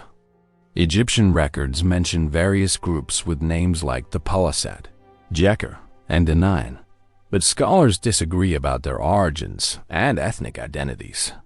Some may have been Greeks fleeing from the collapse of Mycenaean civilization. Others might have been populations from Anatolia displaced by the fall of the Hittite Empire. Still others could have been Western Mediterranean peoples taking advantage of the chaos to seek new territories in the East. Whatever their origins, the movements of these displaced populations created a domino effect that spread instability throughout the region. As established kingdoms fell, new waves of refugees joined the migrating groups, creating ever larger armies of desperate people seeking new homes. The established powers, already weakened by climate stress and internal problems, found themselves facing multiple simultaneous threats that overwhelmed their capacity to respond effectively. The effects of the collapse were devastating and long-lasting. Trade networks that had connected Europe, Asia, and Africa were severed for centuries. Literacy disappeared from many regions. Linear B, the script used by the Mycenaean Greeks, was completely forgotten and wouldn't be deciphered until the 1950s. Artistic and architectural traditions that had been refined over centuries were lost. Population levels in many areas didn't recover for hundreds of years, and some regions remained largely uninhabited until well into the Iron Age. Cities that had been thriving centers of commerce and culture became ghost towns or were completely abandoned. The great palace centers of Mycenaean Greece, with their elaborate frescoes and sophisticated storage systems, were left to crumble into ruins that would later inspire legends of heroes and gods. The trading ports of the Levantan coast, which had been bustling centers of international commerce, fell silent as the ships that had connected distant civilizations stopped coming. But collapse also created opportunities for innovation and renewal. The disappearance of Bronze Age kingdoms opened space for new forms of political and social organization. In Greece, the collapse of Mycenaean palaces eventually gave rise to the city-state system that would produce classical Greek civilization. In the Middle East, new peoples like the Hebrews, Phoenicians, and Arameans filled the power vacuum left by fallen empires, developing new religious, commercial, and cultural traditions that would prove remarkably influential. The period following The collapse saw remarkable cultural innovations that emerged from the necessity of rebuilding shattered societies. The alphabet, invented by Phoenician traders around 1200 BCE, was far simpler and more flexible than earlier writing systems like cuneiform and hieroglyphics, making literacy accessible to much larger populations.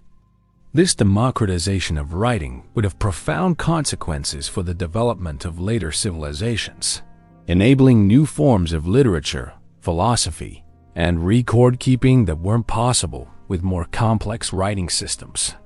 Ironworking spread throughout the region during the post-collapse period, providing better tools for agriculture, craftsmanship, and warfare. The iron tools that became common after 1000 BCE were superior to bronze implements in many ways. Iron plows could break heavier soils, iron axes could clear forests more efficiently, and iron weapons gave their users significant military advantages. The widespread availability of iron ore also meant that communities could become more self-sufficient, reducing their dependence on long-distance trade networks that had proven so vulnerable during the Bronze Age collapse. By 800 BCE, new civilizations were emerging from the wreckage of the Bronze Age world. The Neo-Assyrian Empire was beginning its expansion across Mesopotamia, using iron weapons and innovative military tactics to create the largest empire the world had yet seen. Greek city-states were establishing colonies throughout the Mediterranean, spreading Hellenic culture and creating new networks of trade and cultural exchange. The kingdoms of Israel and Judah were developing distinctive religious traditions that would eventually become Judaism, Christianity, and Islam. The late Bronze Age collapse serves as a powerful reminder that even the most sophisticated civilizations remain vulnerable to systemic shocks. The interconnected nature of Bronze Age society, which had been a source of strength and prosperity, became a weakness when multiple crises struck simultaneously. But the collapse also demonstrated human resilience and adaptability. From the ruins of the Bronze Age world would emerge new forms of civilization that would prove even more dynamic and influential than their predecessors, setting the stage for the classical civilizations that would define the ancient world for the next millennium. Chapter 11. Legacy of the Holocene. As we stand at the edge of what many scientists call the Anthropocene. Looking back across the remarkable span of the Holocene, we can see that the past 11,700 years represent far more than just another geological epoch. They constitute the most transformative period in human history, the brief moment when our species leaped from scattered bands of hunter-gatherers to the builders of civilizations that would reshape the planet itself. The story we've traced, from the melting ice sheets to the rise and fall of Bronze Age kingdoms, reveals patterns that continue to shape human society today. The agricultural revolution that began in the Fertile Crescent didn't just change how humans obtained food. It fundamentally altered our relationship with the natural world, with each other, and with the future itself. For the first time in the 300,000-year history of our species, humans could produce surpluses, accumulate wealth, and build institutions that could outlast individual lifetimes. Think about the magnitude of this transformation. In the space of just a few millennia, a geological instant, human societies went from small, egalitarian bands that left barely a trace on the landscape to urban civilizations that could organize the labor of tens of thousands to build monuments that still inspire awe today. The Great Pyramid of Giza, constructed over 4,500 years ago, remained the tallest human-made structure in the world until the 19th century. The irrigation systems developed in Mesopotamia supported dense populations for thousands of years. The writing systems invented during the Holocene became the foundation for all subsequent human knowledge. The cities that emerged from agricultural surplus became something entirely new in the history of life on Earth. Concentrated centers of innovation where specialists could dedicate their entire lives to developing new technologies, ideas, and forms of cultural expression. In places like Uruk, Memphis, Harappa, and Anyang, humans developed writing systems that could preserve knowledge across generations, governmental structures that could coordinate the activities of thousands of people, and technologies that multiplied human capabilities beyond anything previously imagined. These urban centers weren't just places where people lived. They were engines of cultural evolution that accelerated the pace of human development exponentially. The concentration of diverse specialists in close proximity created feedback loops of innovation that had never existed before. Metallurgists could collaborate with architects, astronomers could work with mathematicians, and artists could learn from craftspeople from distant lands who brought new techniques and materials through expanding trade networks. The empires that grew from successful cities established templates for large-scale political organization that remain influential today.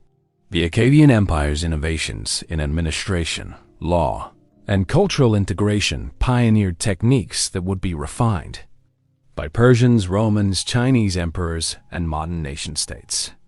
The concept of standardized weights, measures, and currencies, essential for managing large, diverse territories, was developed during the Holocene and remains fundamental to global commerce today. The Egyptian concept of divine kingship and monumental architecture established models of political legitimacy and cultural achievement that have influenced human societies for millennia. The idea that legitimate rulers have special relationships with cosmic or divine forces appears in cultures throughout the world, from Chinese concepts of the mandate of heaven to European ideas of divine right monarchy. The Egyptian emphasis on monumental architecture as a demonstration of political power can be seen in everything from Roman amphitheaters to modern government buildings. Perhaps most remarkably, the Holocene demonstrated humanity's extraordinary capacity for adaptation and innovation in the face of environmental challenges. The 8,200-year climate crisis didn't destroy early agricultural communities. It spurred them to develop irrigation technologies and social institutions that made later civilizations possible. The Bronze Age collapse didn't end human progress. It created opportunities for new forms of political organization and cultural expression that would prove even more dynamic than their predecessors. These examples of resilience provide important lessons for contemporary challenges. Human societies have repeatedly demonstrated the ability to respond creatively to existential threats, developing new technologies and social arrangements that not only address immediate problems, but often lead to entirely new forms of civilization. The alphabet that emerged from the chaos following the Bronze Age collapse proved more flexible and accessible than earlier writing systems, eventually enabling mass literacy that transformed human culture. But the Holocene legacy also includes warnings that remain strikingly relevant today. Every civilization we've examined was vulnerable to environmental change, resource depletion, and systemic collapse. The Akkadian Empire fell when climate change brought severe droughts that undermined its agricultural foundation. The sophisticated Indus Valley civilization vanished when monsoon patterns shifted and river systems changed course. The interconnected Bronze Age kingdoms collapsed when multiple stresses overwhelmed systems that had become too complex and interdependent to adapt quickly to changing conditions. These historical examples remind us that technological sophistication and cultural achievement don't guarantee survival in the face of environmental and social challenges. Indeed, complexity can sometimes become a vulnerability rather than a strength. The Bronze Age civilizations that fell around 1200 BCE had become so dependent on long-distance trade networks and specialized technologies that they couldn't adapt when those systems were disrupted. Their sophistication, which had been a source of strength, became a weakness when circumstances changed rapidly. The Holocene also reveals the double-edged nature of human success. The same innovations that allowed civilizations to flourish, agriculture, cities, empires, complex technologies, also created new forms of inequality, environmental degradation, and social conflict. The hierarchical societies that emerged during the Holocene proved capable of remarkable achievements, but they also institutionalized differences in power and wealth that had never existed in hunter-gatherer societies. Archaeological evidence shows that health and nutrition actually declined in many regions following the transition to agriculture, despite increases in population and cultural sophistication. The egalitarian social structures that had characterized human societies for hundreds of thousands of years gave way to systems of permanent inequality that often relegated the majority of the population to lives of hard labor supporting small elites. The environmental impact of early civilizations, while modest by modern standards, included deforestation, soil erosion, and the alteration of river systems that sometimes led to ecological collapse. As we face contemporary challenges like climate change, resource depletion, social inequality, and technological disruption, the Holocene offers both inspiration and caution. Human societies have repeatedly demonstrated remarkable creativity and resilience when facing existential challenges. The innovations developed during the Holocene, from agriculture and writing to urban planning and political organization, show that humans are capable of fundamental transformations in response to changing circumstances. The development of irrigation agriculture in response to climate stress shows how environmental challenges can spur innovation rather than just causing destruction. The creation of writing systems demonstrates how practical needs, initially just keeping track of stored grain and livestock, can lead to technologies that transform human culture in unexpected ways. The evolution of political systems from simple chiefdoms to complex empires illustrates how human societies can scale up to meet increasingly complex challenges while maintaining social cohesion. But the Holocene also shows that human success can create new vulnerabilities that require constant attention and adaptation. Our contemporary civilization, with its global trade networks, interconnected technologies, and complex institutions, may be even more vulnerable to systemic collapse than the Bronze Age kingdoms that fell 3,200 years ago. The climate stability that made Holocene civilizations possible is ending, replaced by human-induced changes that may prove as disruptive as the natural climate variations that challenged our ancestors. The scale of contemporary challenges is also unprecedented. While ancient civilizations could collapse and recover in relative isolation, modern global civilization faces planetary-scale problems that affect everyone simultaneously. Climate change, biodiversity loss, and resource depletion operate on scales that dwarf anything experienced during the Holocene, requiring forms of cooperation and coordination that exceed anything achieved by ancient empires. Yet the Holocene also suggests reasons for optimism. The same species that survived ice ages, developed agriculture, built cities, and created empires has also demonstrated remarkable capacity for learning from failure and developing new solutions to seemingly impossible problems. The Bronze Age collapse, which seemed to represent the end of civilization in the Eastern Mediterranean, actually created conditions for innovations that made later civilizations more resilient and adaptable. The lessons of the Holocene suggest that our future will depend on our ability to combine the innovative capacity that characterized early civilizations with the sustainability practices that allowed human societies to persist within natural limits for hundreds of thousands of years before the agricultural revolution. We need the organizational capabilities that built pyramids and irrigation systems, But we also need the environmental awareness that allowed hunter-gatherers to live sustainably within complex ecosystems. Most importantly, the Holocene reminds us that human civilization is both incredibly robust and surprisingly fragile. The same species that survived ice ages and built empires is also capable of creating conditions that could undermine its own achievements. The epoch that saw humanity's greatest successes also demonstrated that no civilization is permanent.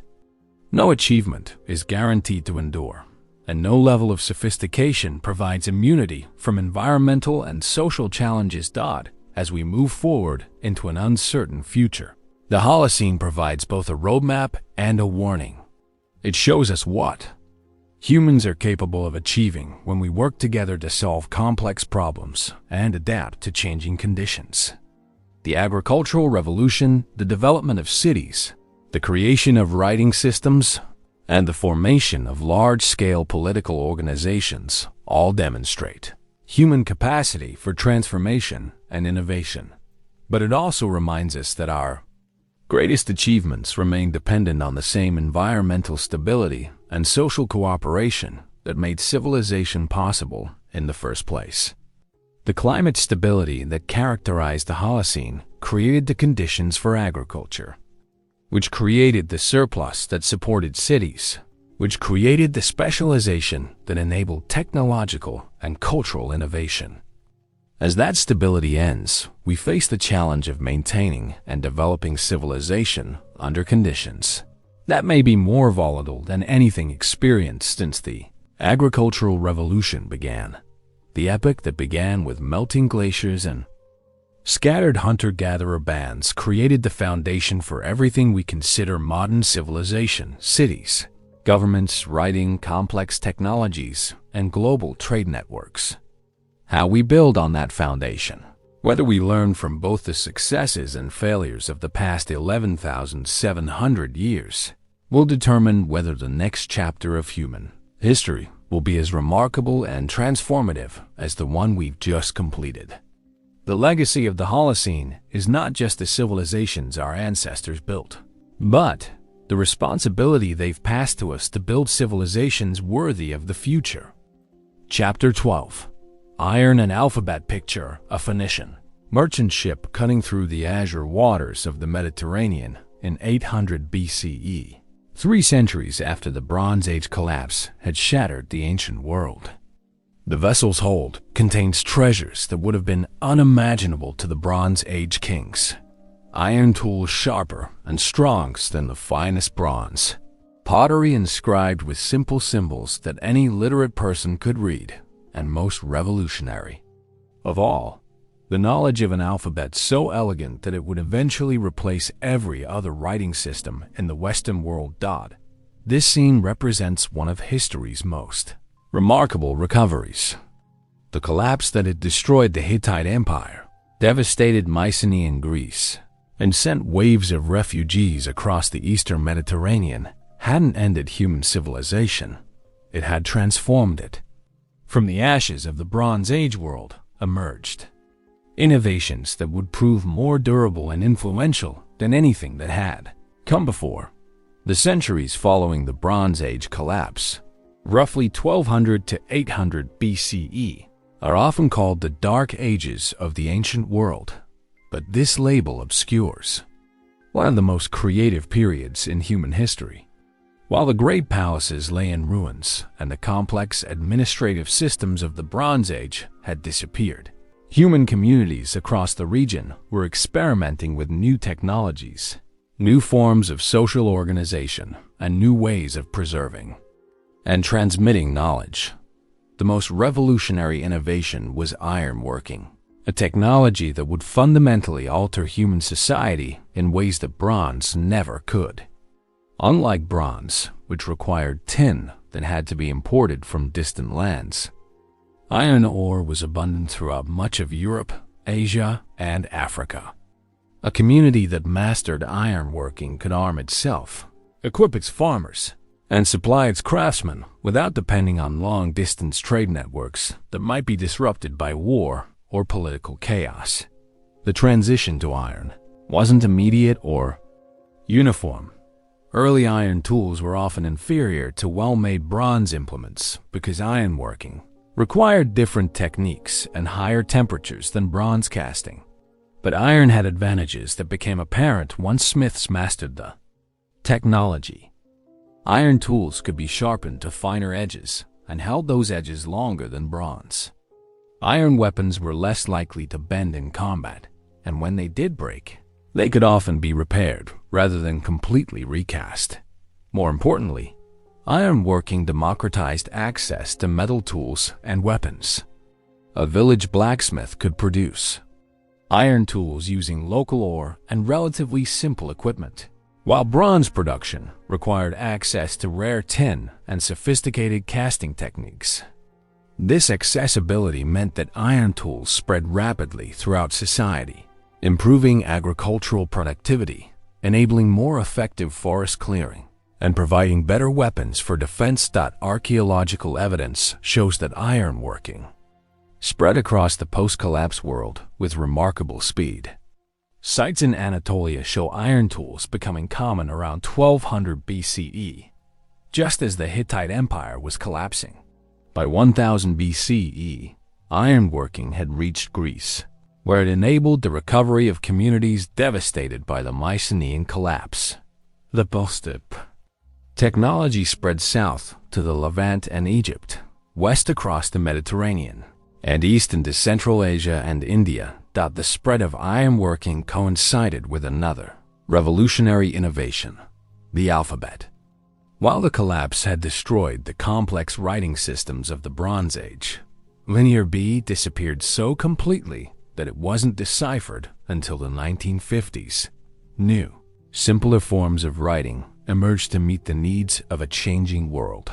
The key breakthrough came from Phoenician traders who had survived the collapse and were rebuilding Mediterranean commerce.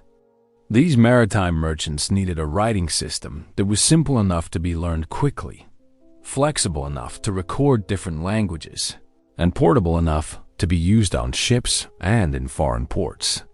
The complex syllabic and logographic systems of the Bronze Age, which required years of study to master, were simply impractical for commercial use. The Phoenician solution was revolutionary in its simplicity. Instead of hundreds of symbols representing syllables or words, they developed a system of just 22 characters, each representing a single sound. This alphabetic system could be learned in weeks rather than years, making literacy accessible to merchants, craftsmen, and administrators who couldn't afford the lengthy education required for Bronze Age writing systems. The alphabet spread even faster than ironworking. Greek traders adapted it for their own language around 800 BCE, adding symbols for vowels that made the system even more flexible and precise. From Greece, alphabetic writing spread throughout the Mediterranean world and eventually evolved into the Latin, Cyrillic, and Arabic scripts that dominate global communication today. These technological innovations supported political and cultural developments that reshaped the ancient world. In Mesopotamia, the collapse of Bronze Age kingdoms created opportunities for new powers to emerge. The Neo-Assyrian Empire, which began its expansion around 900 BCE, became the first state to systematically use iron weapons and alphabetic writing to create an empire that dwarfed anything the Bronze Age world had achieved. Assyrian armies, equipped with iron weapons and sophisticated siege engines, conquered territories from Egypt to Iran, creating the largest empire the world had yet seen. But the Assyrians were more than just successful conquerors. They were administrative innovators who developed new techniques for governing diverse populations across vast distances.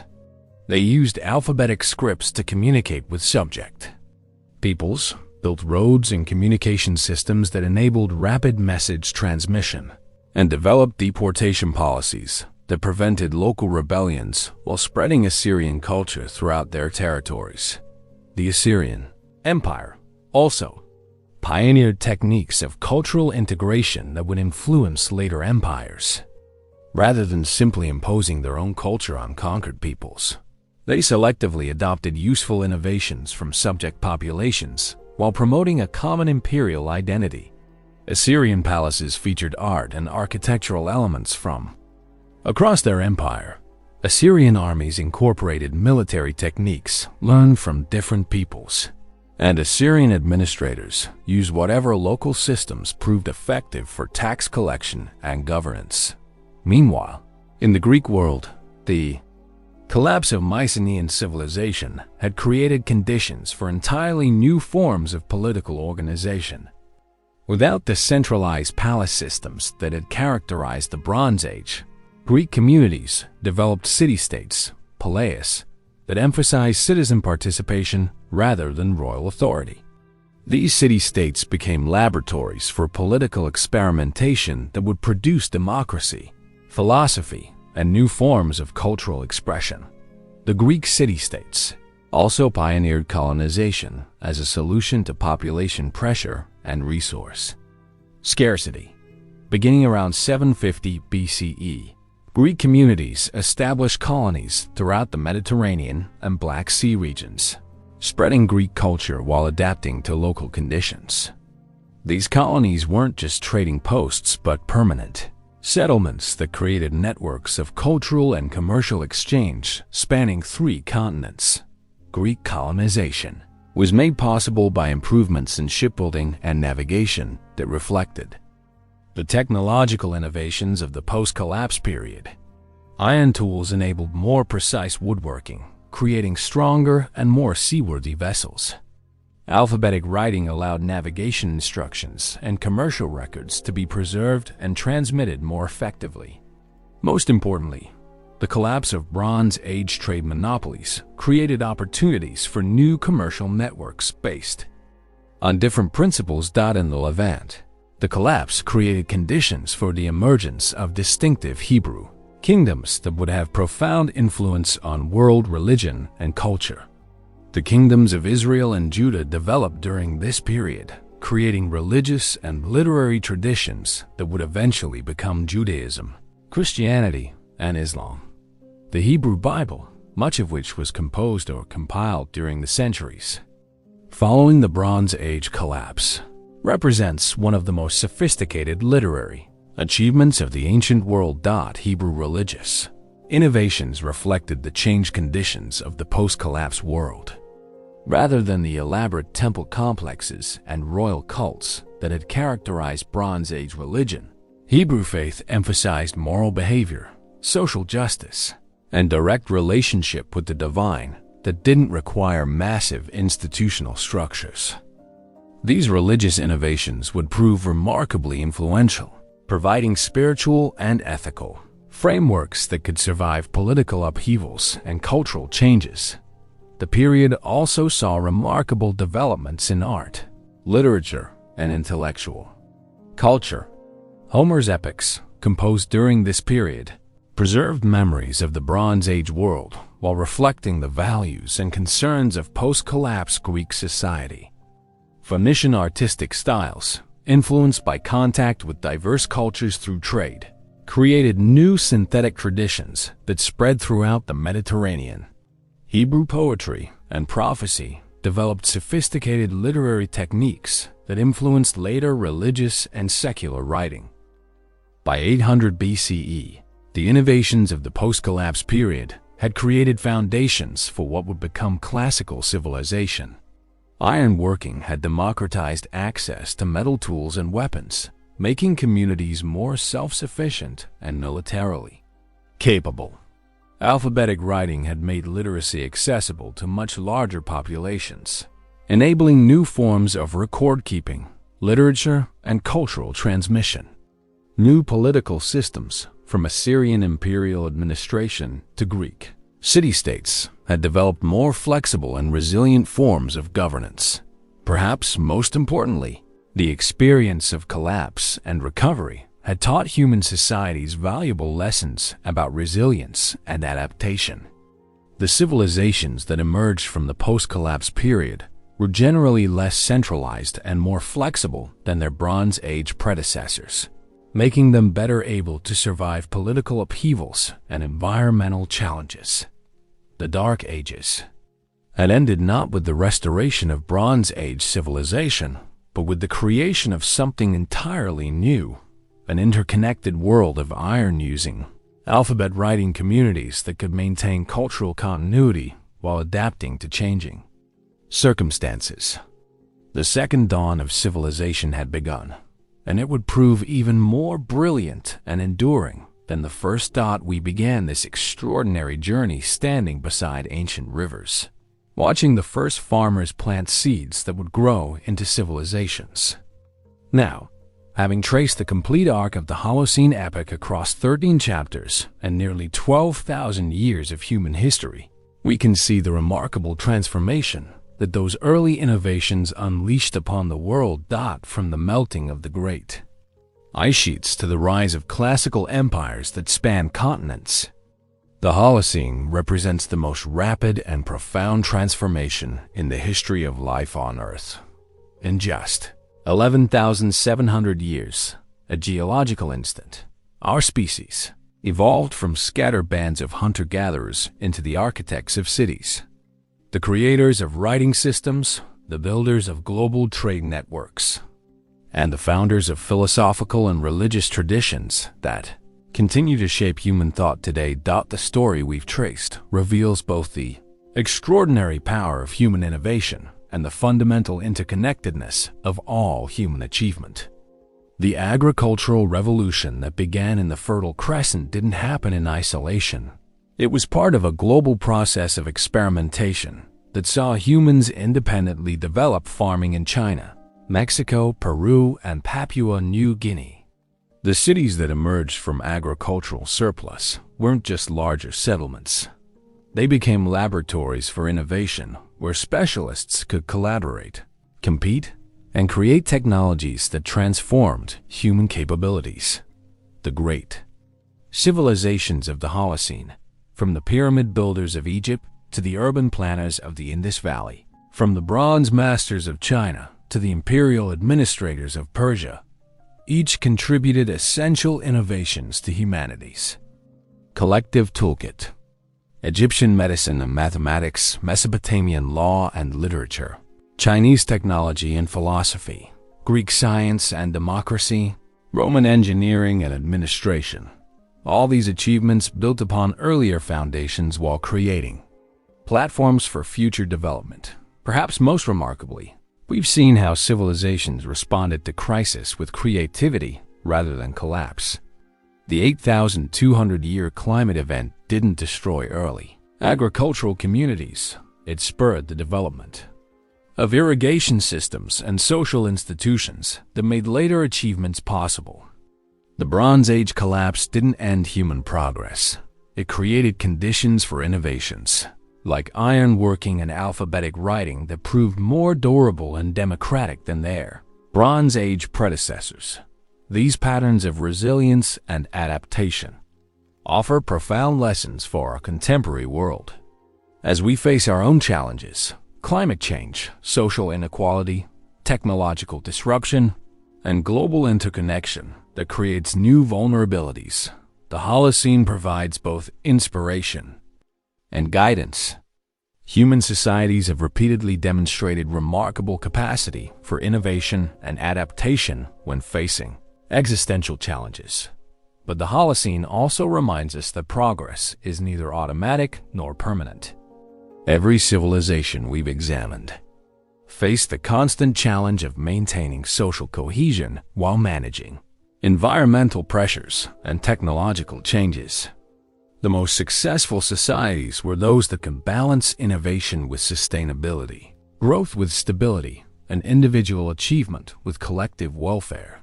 The epoch that began with humanity's emergence from the Ice Age has now ended, replaced by what many scientists call the Anthropocene, the age of human influence on planetary systems. The climate stability that made Holocene civilizations possible is giving way to human-induced changes that may be as dramatic as anything our ancestors experienced. The question facing us is whether we can apply the lessons learned during those remarkable 11,700 years to build sustainable civilizations worthy of our extraordinary Holocene heritage. The innovations of the Holocene, agriculture, cities, writing, complex governance, global trade, scientific thinking, and ethical frameworks provide the tools we need to address contemporary challenges. But their successful application will require the same creativity, cooperation, and adaptability that enabled our ancestors to transform scattered hunter-gatherer bands into the builders of classical civilization.